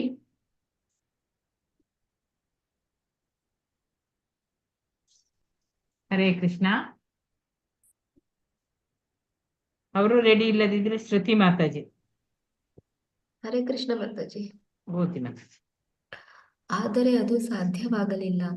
ತಮ್ಮ ಭಕ್ತರಲ್ಲಿ ಯಾರಾದರೊಬ್ಬನು ವಂಚನೆಗೊಳಗಾಗುತ್ತಿರುವ ಸುಳಿವು ಸಿಕ್ಕ ಕೂಡಲೇ ಪ್ರಭುಪಾದರು ಅದರಲ್ಲಿ ತಮ್ಮನ್ನು ಕ್ರಿಯಾತ್ಮಕವಾಗಿ ತೊಡಗಿಸಿಕೊಂಡು ಬಿಡುತ್ತಿದ್ದರು. ಜೊತೆಗೆ ಅವರ ಶಿಷ್ಯರು ಮುಖ್ಯ ವ್ಯವಹಾರಗಳ ಬಗ್ಗೆ ಮತ್ತು ಆಡಳಿತಾತ್ಮಕ ನಿರ್ಧಾರಗಳ ಬಗ್ಗೆ ಅವರಿಗೆ ಪತ್ರಗಳನ್ನು ಬರೆಯುವುದನ್ನು ಮುಂದುವರಿಸಿದರು. ಈ ಬಗ್ಗೆ ಅವರನ್ನು ನಿರುತ್ಸಾಹಗೊಳಿಸಲು ಪ್ರಭುಪಾದರು ಮುಂದಾಗಲೂ ಇಲ್ಲ. ನಿವೃತ್ತರಾಗುವ ಮತ್ತು ಸಾಹಿತ್ಯ ರಚನೆಯಲ್ಲೇ ತಮ್ಮನ್ನು ತೊಡಗಿಸಿಕೊಳ್ಳುವ ಅವರ ಆಸೆಯೇನೋ ಉಳಿದೇ ಇತ್ತು. ಆದರೆ ಅದೊಂದು ಕೇವಲ ಆಶಾಭಾವನೆ ಅಥವಾ ಕನಸಿನಂತೆ ತೋರಿತು. ಇಸ್ಕಾನ್ ಅಭಿವೃದ್ಧಿ ಹೊಂದಬೇಕಿದ್ದರೆ ಪ್ರಭುಪಾದರು ತಮ್ಮ ನಿವೃತ್ತಿಯ ಯೋಜನೆಯನ್ನು ಬದಿಗೊತ್ತದೇ ವಿಧಿ ಇರಲಿಲ್ಲ.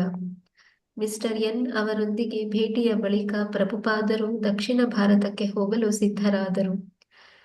ಮದ್ರಾಸಿನಲ್ಲಿ 5 ದಿನಗಳ ಚಪ್ಪರದ ಕಾರ್ಯಕ್ರಮ ಏರ್ಪಾಟಾಗಿತ್ತು. ಹಾಗೆಯೇ ಅವರ ಪ್ರವಾಸ ಕಾರ್ಯಕ್ರಮದಲ್ಲಿ ಕಲ್ಕತ್ತಾ, ಮಾಯಾಪುರ ಮತ್ತು ವೃಂದಾವನಗಳಿಗೆ ಭೇಟಿಯೂ ಸೇರಿತ್ತು. ಮುಂಬಯಿಯಿಂದ ಹೊರಡಲು ಅಣಿಯಾಗುತ್ತಿರುವಾಗ ಇಸ್ಕಾನ್ ಬಹುಬೇಗ ಹೊಸ ಜೂಹು ಆಸ್ತಿಯನ್ನು ಸ್ವಾಧೀನಗೊಳಿಸಿಕೊಳ್ಳಲಿದೆ ಎಂದು ಅವರಿಗೆ ಸಂತೋಷವಾಗಿತ್ತು. ತಮ್ಮ ಯೋಜನೆಗಳ ಬಗ್ಗೆ ಅವರು ಮತ್ತೆ ಮತ್ತೆ ಹೇಳುತ್ತಿದ್ದರು. ಇಸ್ಕಾನ್ ಒಂದು ವೈಭವೋಪೇತವಾದ ದೇವಾಲಯವನ್ನು ನಿರ್ಮಿಸಲಿದೆ ಹಾಗೂ ಕೃಷ್ಣ ಭಕ್ತರ ಒಂದು ಸಹಕಾರಿ ವಸತಿ ಸಂಘ ಮತ್ತು ಮೊಟ್ಟಮೊದಲ ಇಸ್ಕಾನ್ ನಗರವನ್ನು ರೂಪಿಸಲಿತ್ತು.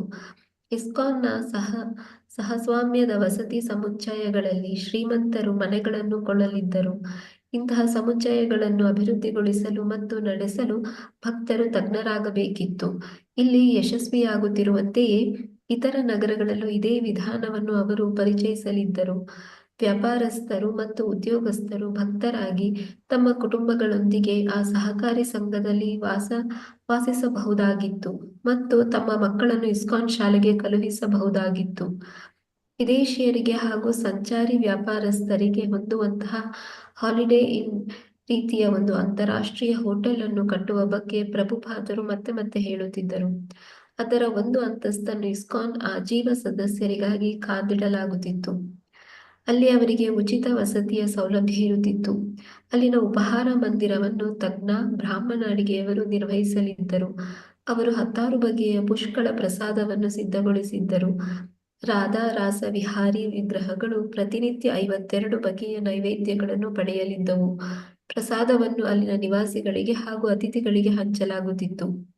ಪ್ರಾರಂಭವು ಸರಿಯಾದ ದಿಕ್ಕಿನಲ್ಲಾಗಲೆಂದು ಪ್ರಭುಪಾದರು ತಮ್ಮ ಶಿಷ್ಯರಿಗೆ ಹೊಸ ಜಮೀನಿನಲ್ಲಿ ಕೂಡಲೇ ಒಂದು 10 ದಿನಗಳ ಉತ್ಸವವನ್ನು ಏರ್ಪಡಿಸಲು ಆದೇಶಿಸಿದರು. ಮೊದಲು ಬ್ರಹ್ಮಾನಂದ ಸ್ವಾಮಿಯು ಕರಾರಿನಂತೆ ಬಾಕಿ ಹಣವನ್ನು ಪಾವತಿ ಮಾಡಬೇಕು ಮತ್ತು ಎಲ್ಲ ಭಕ್ತರೊಂದಿಗೆ ಹಾಗೂ ರಾಧಾ ರಾಸ ವಿಹಾರಿ ವಿಗ್ರಹಗಳೊಂದಿಗೆ ನಿವೇಶನಕ್ಕೆ ಹೋಗಿ ನೆಲೆಸಬೇಕು. ಆಮೇಲೆ ಅಲ್ಲೊಂದು ದೊಡ್ಡ ಚಪ್ಪರದ ಗುಡಾರ ಸಿದ್ಧಪಡಿಸಬೇಕು ಮತ್ತು ಮುಂಬಯಿ, ಕಲ್ಕತ್ತಾ ಮತ್ತು ದೆಹಲಿಗಳಲ್ಲಿ ಮಾಡಿದಂತೆ ಪೂರ್ಣ ಪ್ರಮಾಣದ ಕಾರ್ಯಕ್ರಮಕ್ಕೆ ವ್ಯವಸ್ಥೆ ಮಾಡಬೇಕು. ತಾವು 2 ವಾರಗಳಲ್ಲಿ ಹಿಂತಿರುಗಲು ಸಾಧ್ಯವಾಗುವಂತೆ ಎಲ್ಲವೂ ಸಿದ್ಧವಾಗಿರಬೇಕೆಂದು ಪ್ರಭುಪಾದರು ಬಯಸಿದರು. ಹರೇ ಕೃಷ್ಣ ಮಾತಾಜಿ, ಧನ್ಯವಾದಗಳು ಮಾತಾಜಿ. ಚಿತ್ರಮೋಹಿನಿ ಮಾತಾಜಿ. ಹರೇ ಕೃಷ್ಣ.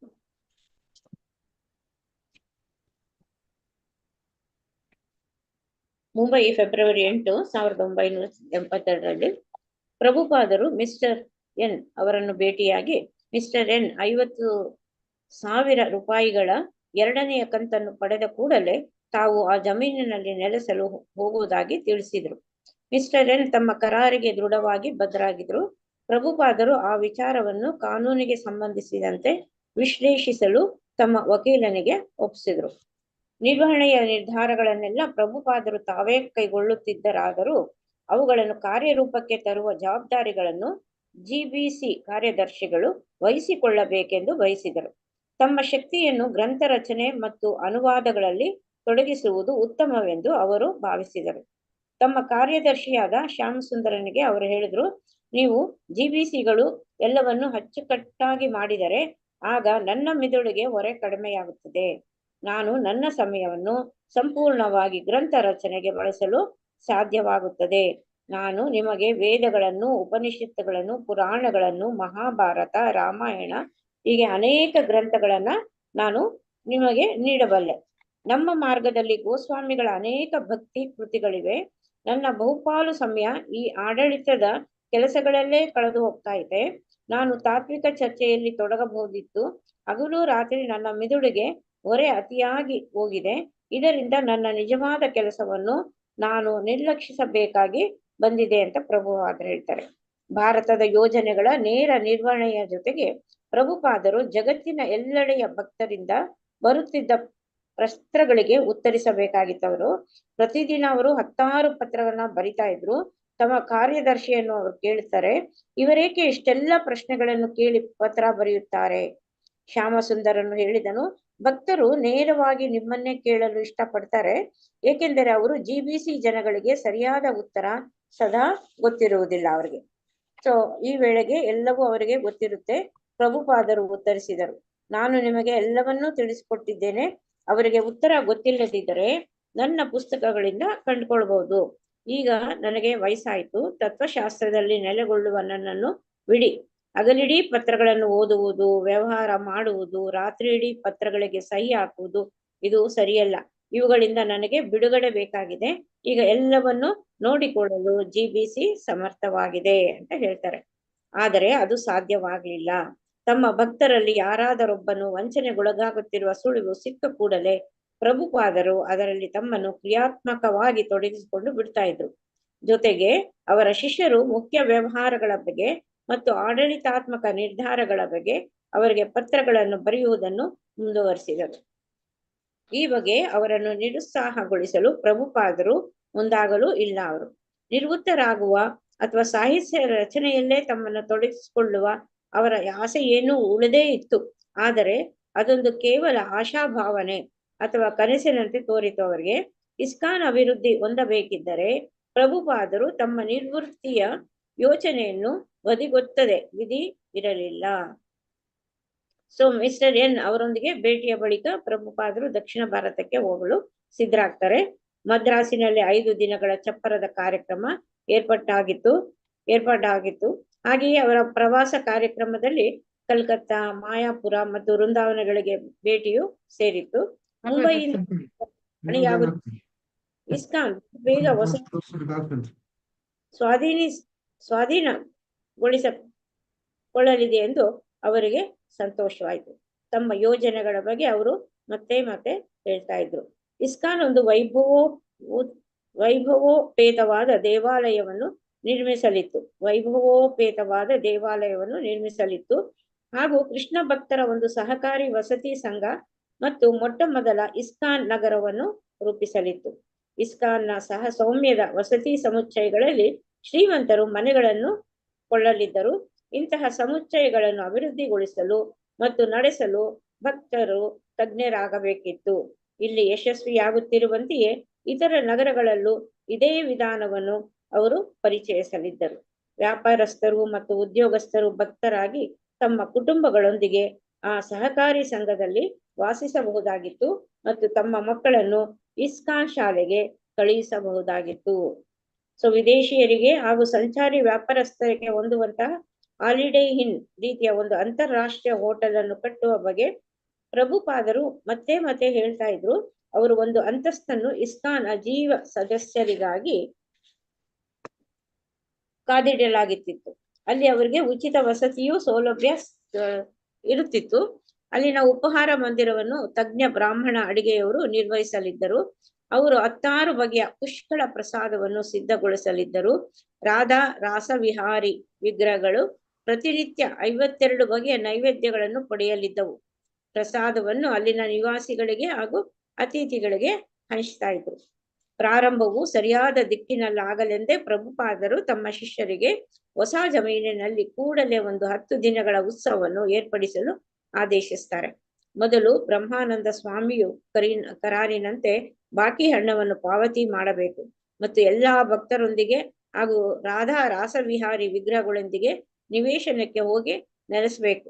ಆಮೇಲೆ ಅಲ್ಲೊಂದು ದೊಡ್ಡ ಚಪ್ಪರದ ಗುಡಾರ ಸಿದ್ಧಪಡಿಸಬೇಕು ಮತ್ತು ಮುಂಬಯಿ, ಕಲ್ಕತ್ತಾ ಮತ್ತು ದೆಹಲಿಗಳಲ್ಲಿ ಮಾಡುವಂತೆ ಪೂರ್ಣ ಪ್ರಮಾಣದ ಕಾರ್ಯಕ್ರಮಕ್ಕೆ ವ್ಯವಸ್ಥೆ ಮಾಡಬೇಕು. ತಾವು 2 ವಾರಗಳಲ್ಲಿ ಹಿಂತಿರುಗಲು ಸಾಧ್ಯವಾಗುವಂತೆ ಎಲ್ಲವೂ ಸಿದ್ಧವಾಗಿರಬೇಕೆಂದು ಪ್ರಭುಪಾದರು ಬಯಸ್ತಾರೆ. ಹರೇ ಕೃಷ್ಣ. ನೆಕ್ಸ್ಟ್ ಓದ್ಬೇಕಲ್ವಾ? ಹೌದು, ಓದ್ಲಿಕ್ಕೆ ಒಂದ್ ನಿಮಿಷ. ಯಾರು? ಸುನೀತಾ ಮಾತಾಜಿ, ಸುನೀತಾ ಜೆ. ಹಾ ಮಾತಾಜಿ, ಓದಿ ಮಾತಾಜಿ. ಒಂದು ನಿಮಿಷ. ಹಿಂದೆ 1971 ನವೆಂಬರ್ ತಿಂಗಳಲ್ಲಿ ಅಲ್ಲ, ದೆಹಲಿಯಲ್ಲಿ ದಕ್ಷಿಣ ಭಾರತದಲ್ಲಿ, ಅಲ್ಲಿಂದ ಮಾತಾಜಿ. ಹಾ ಮಾತಾಜಿ, ಅದು ಮೇಲೋಗಿತ್ತು. ದಕ್ಷಿಣ ಭಾರತದಲ್ಲಿ ಮೂಲ ವೈದಿಕ ಸಂಸ್ಕೃತಿಯನ್ನು ಬಹುಮಟ್ಟಿಗೆ ಅಖಂಡವಾಗಿ ಉಳಿದಿದೆ ಎಂದು ಪ್ರಭುಪಾದರು ಆಗಾಗ ಸೂಚಿಸುತ್ತಿದ್ದರು. ಆದರೆ ಅವರು ಅಲ್ಲಿಗೆ ಹೋಗದೆ ಹಲವು ವರ್ಷಗಳೇ ಸಂದಿದವು. ಶಂಕರ, ರಾಮಾನುಜ, ಮಧ್ವ ಮುಂತಾದ ಬಹುಪಾಲು ಶ್ರೇಷ್ಠ ಆಚಾರ್ಯರು ದಕ್ಷಿಣ ಭಾರತದಿಂದ ಬಂದವರಾಗಿದ್ದರು. ಚೈತನ್ಯ ಮಹಾಪ್ರಭುಗಳು ತಮ್ಮ ಸಂಚಾರದ ಅವಧಿಯಲ್ಲಿ ದಕ್ಷಿಣ ಭಾರತವು ವಿಶೇಷವಾಗಿ ಅನುಕೂಲಕರವಾಗಿರುವುದನ್ನು ಕಂಡುಕೊಂಡರು. ಹಿಂದೆ 1971 ನವೆಂಬರ್ ತಿಂಗಳಲ್ಲಿ ದೆಹಲಿಯಲ್ಲಿ ಹರೇ ಕೃಷ್ಣ ಚಪ್ಪರದ ಉತ್ಸವ ಮುಗಿದ ಕೂಡಲೇ ಪ್ರಭುಪಾದರು ತಮ್ಮ ಶಿಷ್ಯರೊಂದಿಗೆ ಬೃಂದಾವನಕ್ಕೆ ಮೊದಲ ಪ್ರವಾಸ ಹೊರಡುವುದಕ್ಕೆ ಹಿಂದಿನ ದಿನ ಅಚ್ಯುತಾನಂದ ಸ್ವಾಮಿ, ಬ್ರಹ್ಮಾನಂದ ಸ್ವಾಮಿ ಮತ್ತು ಗಿರಿರಾಜ ತಾವು ಶ್ರೀಲಾ ಪ್ರಭುಪಾದರ ಪ್ರಚಾರ ಕಾರ್ಯಕ್ರಮಕ್ಕಾಗಿ ಮದ್ರಾಸಿನಲ್ಲಿ ವ್ಯವಸ್ಥೆ ಮಾಡಲು ಹೋಗುವುದಾಗಿ ತಾವಾಗಿ ಮುಂದೆ ಬಂದರು. ಅಚ್ಯುತಾನಂದ ಸ್ವಾಮಿಯು ಈ ಯೋಜನೆಯನ್ನು ಪ್ರಭುಪಾದರಿಗೆ ತಿಳಿಸಿದಾಗ ಅವರು ಕೇಳಿದ್ದರು, ಓ, ಹಾಗಿದ್ದರೆ ನೀವು ನಮ್ಮೊಂದಿಗೆ ಬೃಂದಾವನಕ್ಕೆ ಬರೋದಿಲ್ಲವೇನು? ನಮಗೆ ಇಸ್ಕಾನ್ ಬೃಂದಾವನ. ಅಚ್ಯುತಾನಂದ ಸ್ವಾಮಿಯು ಉತ್ತರಿಸಿದನು, ಹೌದು, ಪ್ರಭುಪಾದರು ಹೇಳಿದರು.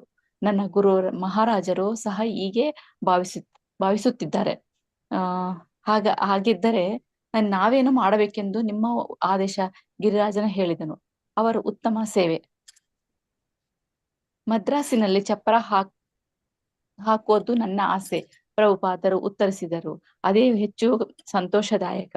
ಮದ್ರಾಸ್ ಫೆಬ್ರವರಿ 11, 1970. ಸಾಕು ಮಾತಾಜಿ. ಹರೇ ಕೃಷ್ಣ ಮಾತಾಜಿ. ಹರೇ ಕೃಷ್ಣ ಮಾತಾಜಿ, ಧನ್ಯವಾದಗಳು ಮಾತಾಜಿ.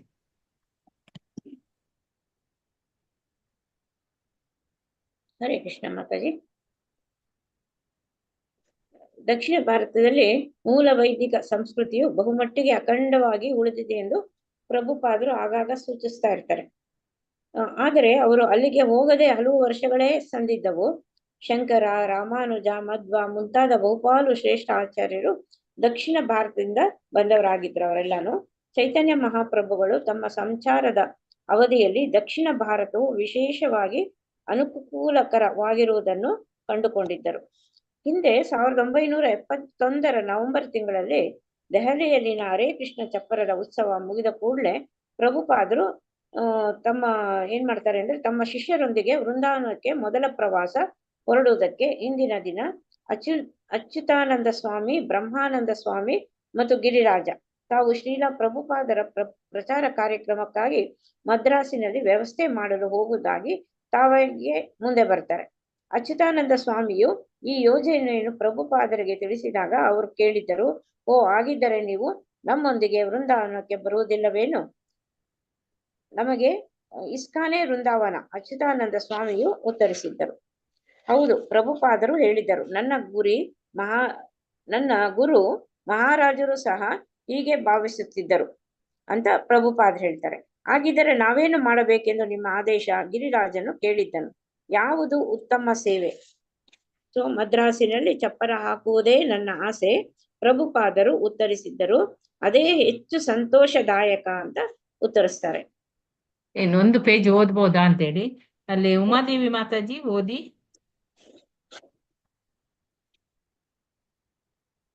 ಹರೇ ಕೃಷ್ಣ. ಹರೇ ಕೃಷ್ಣ ಮಾತಾಜಿ. ಓದಿ ಮಾತಾಜಿ. ಓದ್ತೀನಿ ಮಾತಾಜಿ. ಮದ್ರಾಸ್, ಫೆಬ್ರವರಿ 11, 1972 ಪ್ರಭುಪಾದರು 20 ಮಂದಿ ಶಿಷ್ಯರೊಂದಿಗೆ ಮದ್ರಾಸ್ಗೆ ಬಂದರು.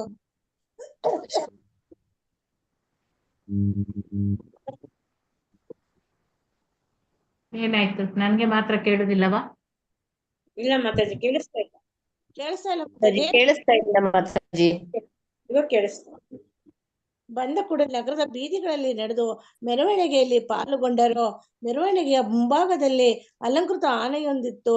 ಅದರ ಜೊತೆಗೆ ಬಾಜಾ ಭಜಂತ್ರಿಗಳಿದ್ದವು. ಕೇಳಿಸ್ತಾ ಇದೆ ಮಾತಾಜಿ? ಕೇಳ್ತದೆ. ಅವರ ಹಿಂದೆ ಕೀರ್ತನೆಯಲ್ಲಿ ತೊಡಗಿದ್ದ ಭಕ್ತ ಸಮೂಹವಿತ್ತು. ಅದರ ನಡುವೆ ಪುಷ್ಪಾಲಂಕೃತವಾದ ಒಂದು ಹಳೆಯ ಅಮೆರಿಕನ್ ಲಿಮೋಸಿನ್ ಕಾರು ಪ್ರಭುಪಾದರನ್ನು ಹೊತ್ತು ಸಾಗುತ್ತಿತ್ತು. ಪ್ರಭುಪಾದರು ಮಿಸ್ಟರ್ ಬಾಲು ಎಂಬ ಒಬ್ಬ ಮದ್ರಾಸಿಗೆ ಬಂದರು. ಎಲ್ಲಿ ಮಾತಾಜಿಲ್ಲ ಮದ್ರಾಸಿ ವ್ಯಾಪಾರಸ್ಥರ ಅತಿಥಿಯಾಗಿ ತೆಗೆದುಕೊಂಡಿದ್ದರು. 5,000 ಸ್ತೋತ್ರಗಳಿಂದ ಕಿಕ್ಕಿರಿದಿದ್ದ ಒಂದು ವಿಶಾಲವಾದ ಸಭಾಂಗಣದಲ್ಲಿ ಪ್ರಭುಪಾದರು 3 ರಾತ್ರಿ ಇಂಗ್ಲಿಷ್ನಲ್ಲಿ ಪ್ರವಚನ ಮಾಡಿದರು. ಒಂದು ಸಂಜೆ ಅವರು ಚೈತನ್ಯ ಚರಿತಾಮೃತದಿಂದ ಪುನಃ ಕೇಳುದಿಲ್ಲ. ಕೇಳಿಸ್ತಾ ಇಲ್ಲ ಮಾತಾಜಿ? ನಾಳೆ ಇಲ್ಲ. ಓದ್ತೀನಿ ಹೇಳಿ, ಬೇರೆಯವ್ರು ಕೊಡಿ ಮಾತಾಜಿ. ಯಾರು ಓದ್ತೀರಿ? ಓಕೆ, ಹರೇ ಕೃಷ್ಣ ಮಾತಾಜಿ. ಓದ್ಲಾ ಮಾತಾಜಿ? ಓದಿ. ಇಲ್ಲಿಂದ ಇದು ಪ್ರಭುಪಾದ ಅವರು ಅಲ್ಲಿಂದ ಓದ್ಬೇಕಲ್ಲ? ಪ್ರಭುಪಾದರು ಮಿಸ್ಟರ್ ಬಾಲು ಅಲ್ಲಿಂದ ಓದಿ. ಓಕೆ ಮಾತಾಜಿ. ಪ್ರಭುಪಾದರು ಮಿಸ್ಟರ್ ಬಾಲು ಎಂಬ ಒಬ್ಬ ಮದ್ರಾಸ ವ್ಯಾಪಾರಸ್ಥರ ಅತಿಥಿಯಾಗಿ ಉಳಿದುಕೊಂಡಿದ್ದರು.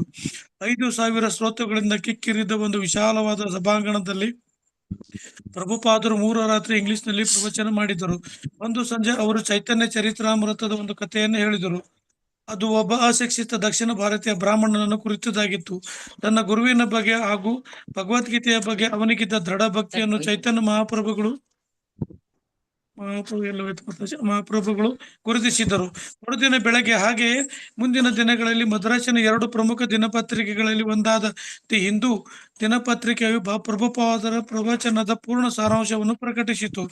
ಇನ್ನೊಂದು ಪ್ರಮುಖ ದಿನಪತ್ರಿಕೆಯು ಎಸಿ ಭಕ್ತಿ ವೇದಾಂತ ಸ್ವಾಮಿಯವರ ಆಗಮನ ಮತ್ತು ವಿದೇಶಿ ಅನುಯಾಯಿಗಳೊಡನೆ ಅವರ ಮೆರವಣಿಗೆಯ ಒಂದು ಸಾಮಾನ್ಯ ವರದಿಯನ್ನು ನೀಡಿತು. 3 ದಿನಗಳ ಭಾರಿ ಪ್ರಮಾಣದ ಕಾರ್ಯಕ್ರಮದ ಬಳಿಕ ಆಯ್ದ ಶ್ರೋತೃಗಳಿಂದ ಒಂದು ಸಣ್ಣ ಪ್ರಮಾಣದ ಕಾರ್ಯಕ್ರಮ ನಡೆಯಿತು. ಇದನ್ನು ಮದ್ರಾಸಿನ ಮುಖ್ಯ ನ್ಯಾಯಾಧೀಶರಾದ ಮಿಸ್ಟರ್ ಕೆ ವೀರಸ್ವಾಮಿ ಅವರು ಪ್ರಾಯೋಜಿಸಿದ್ದರು. ಅದರಲ್ಲಿ ನ್ಯಾಯಾಧೀಶರು, ವಕೀಲರು ಮತ್ತು ನಗರದ ಪ್ರತಿಷ್ಠಿತರು ಭಾಗವಹಿಸಿದ್ದರು. ತೆರೆದ ಡೇರೆಯ ಕೆಳಗೆ ಸಹಸ್ರಾರು ಮಂದಿಯು ನೆರೆದಿದ್ದರು. ಅವರನ್ನು ಉದ್ದೇಶಿಸಿ ಪ್ರಭುಪಾದರು ಚೈತನ್ಯ ಮಹಾಪ್ರಭುಗಳ ಆಂದೋಲನವನ್ನು ಸೇರಲೇನು ತಮ್ಮ ಪ್ರಮುಖ ಸರ್ಕಾರಿ ಹುದ್ದೆಗಳನ್ನು ತ್ಯಜಿಸಿದ ವೃಂದಾವನದ ರೂಪ ಗೋಸ್ವಾಮಿ ಮತ್ತು ಸನಾತನ ಗೋಸ್ವಾಮಿಯವರ ಬಗ್ಗೆ ಮಾತನಾಡಿದರು. ಪರೋಕ್ಷವಾಗಿ ಪ್ರಭುಪಾದರು ಅಲ್ಲಿ ಭಾಗವಹಿಸಿದ ಮದ್ರಾಸಿನ ಮುಖಂಡರು ಕೃಷ್ಣ ಪ್ರಜ್ಞಾ ಆಂದೋಲನ ಸೇರಬೇಕೆಂದು ವಿನಂತಿಸಿದರು. ತಮ್ಮೆದುರಿಗಿರುವ ಶ್ರೋತೃಗಳು ಗೌರವ ಭಾವದಿಂದಿದ್ದರೂ ಸಹ ನಿರಾಕಾರವಾದದಲ್ಲಿ ದೃಢ ನಂಬಿಕೆ ಉಳ್ಳವರು ಎಂಬುದು ಪ್ರಭುಪಾದರಿಗೆ ಗೊತ್ತಿತ್ತು. ನಿರಾಕಾರವಾದವೆಂದರೆ ನಿರಾಕಾರ ಬ್ರಹ್ಮನೇ ಪರಂ ಸತ್ಯ ಮತ್ತು ಎಲ್ಲ ಹಿಂದೂ ದೇವತೆಗಳು ಒಬ್ಬನೇ ಭಗವಂತನ ಸಮಾನ ಅಭಿವ್ಯಕ್ತಿಗಳೆಂಬ ಆಳವಾದ ನಂಬಿಕೆ. ಕೃಷ್ಣನನ್ನು ದೇವೋತ್ತಮ ಪರಮ ಪುರುಷನನ್ನಾಗಿ ಅಂಗೀಕರಿಸಿ ಎಂದು ಬೇಡುತ್ತಾ ಪ್ರಭುಪಾದರು ತಮ್ಮ ಪ್ರವಚನವನ್ನು ಮುಗಿಸಿದರು. ಅವರೆಂದರು, ಎಲ್ಲ ಹೇಳಿ, ಕೃಷ್ಣನ ದೇವೋತ್ತಮ ಪರಮ ಪುರುಷ. ಅವರ ಮನವಿಯು ಎಷ್ಟು ವಿನಯ ಮತ್ತು ವಿತ್ತಾಯಗಳಿಂದ ಕೂಡಿತ್ತೆಂದರೆ ಶ್ರೋತೃಗಳಲ್ಲಿ ಕೆಲವರು ನಿಜಕ್ಕೂ ಗಟ್ಟಿಯಾಗಿ ಪುನರ್ರಚಿಸೇ ಬಿಟ್ಟರು. ಕೃಷ್ಣನೇ ದೇವೋತ್ತಮ ಪರಮ ಪುರುಷ. ದಿ ಹಿಂದೂ ಪತ್ರಿಕೆಯ ಸಂಪಾದಕರು ಮತ್ತು ಪ್ರಕಾಶಕರಾದ ಮಿಸ್ಟರ್ ಕಸ್ತೂರಿಸ್ ಅವರು ಸಭೆಯಲ್ಲಿದ್ದರು. ಮರುದಿನ ಪತ್ರಿಕೆಯಲ್ಲಿ ಅವರು ಪ್ರಭುಪಾದರ ಭಾಷಣದ ವಿವರವಾದ ಸಾರಾಂಶವನ್ನು ಪ್ರಕಟಿಸಿದರು. ಪತ್ರಿಕೆಗಳಲ್ಲಿ ಬರುತ್ತಿದ್ದ ತಮ್ಮ ಆಂದೋಲನದ ಸುದ್ದಿಯ ಜೊತೆಗೆ ಶ್ರೀಲ ಪ್ರಭುಪಾದರು ಮದ್ರಾಸಿನ ಒಂದು ಹೋಟೆಲ್ನಲ್ಲಿ ಒಂದು ಪತ್ರಿಕಾ ಸಂದರ್ಶನವನ್ನು ಏರ್ಪಡಿಸಿದರು. ಪತ್ರಿಕೆಗಳು ಕೊಡುತ್ತಿದ್ದ ಪ್ರಚಾರದಿಂದ ಈಗಾಗಲೇ ಸಂತುಷ್ಟರಾಗಿದ್ದ ಅವರು ಕೊಠಡಿಯಲ್ಲಿ ತುಂಬಿದ್ದ ವರದಿಗಾರರಿಗೆ ಇನ್ನಷ್ಟು ಪ್ರಚಾರಕ್ಕಾಗಿ ಮನವಿ ಮಾಡಿದರು. ಗಿರಿರಾಜ ಪ್ರಭುಜಿ, ಧನ್ಯವಾದಗಳು ಪ್ರಭುಜಿ. ಹರೇ ಕೃಷ್ಣ ಪ್ರಭು. ಹರೇ ಕೃಷ್ಣ ಮಾತಾಜಿ, ಧನ್ಯವಾದಗಳು ಮಾತಾಜಿ. ಹರೇ ಕೃಷ್ಣ. ಹರೇ ಕೃಷ್ಣ ಮಾತಾಜಿ. ಎಂಡ್ ಮಾಡಿ ನಾಳೆ ಈ ಪೇಜ್ ಅನ್ನು ವಿವರಿಸುವ. ಓಕೆ ಮಾತಾಜಿ. ಹರೇ ಕೃಷ್ಣ. ಹರೇ ಕೃಷ್ಣ ಮಾತಾಜಿ. ಧನ್ಯವಾದಗಳು ಮಾತಾಜಿ. ಹರೇ ಕೃಷ್ಣ ಮಾತಾಜಿ. ಹರೇ ಕೃಷ್ಣ. ಧನ್ಯವಾದಗಳು. ಧನ್ಯವಾದಗಳು ಎಲ್ಲರಿಗೂ. ಧನ್ಯವಾದಗಳು. ಒಂದ್ ನಿಮಿಷ ಅಟೆಂಡೆನ್ಸ್ ಹಾಕಿದ್ದೀರಲ್ಲ? ಹ್ಮ್. ಹರೇ ಕೃಷ್ಣ ಮಾತಾಜಿ. ಧನ್ಯವಾದಗಳು. ಧನ್ಯವಾದಗಳು ಮಾತಾಜಿ. ಹರೇ ಕೃಷ್ಣ. ವಾಂಛಾ ಕಲ್ಪತರುಭ್ಯಶ್ಚ ಕೃಪಾ ಸಿಂಧುಭ್ಯ ಏವ ಚ ಪತಿತಾನಾಂ ಪಾವನೇಭ್ಯೋ ವೈಷ್ಣವೇಭ್ಯೋ ನಮೋ ನಮಃ.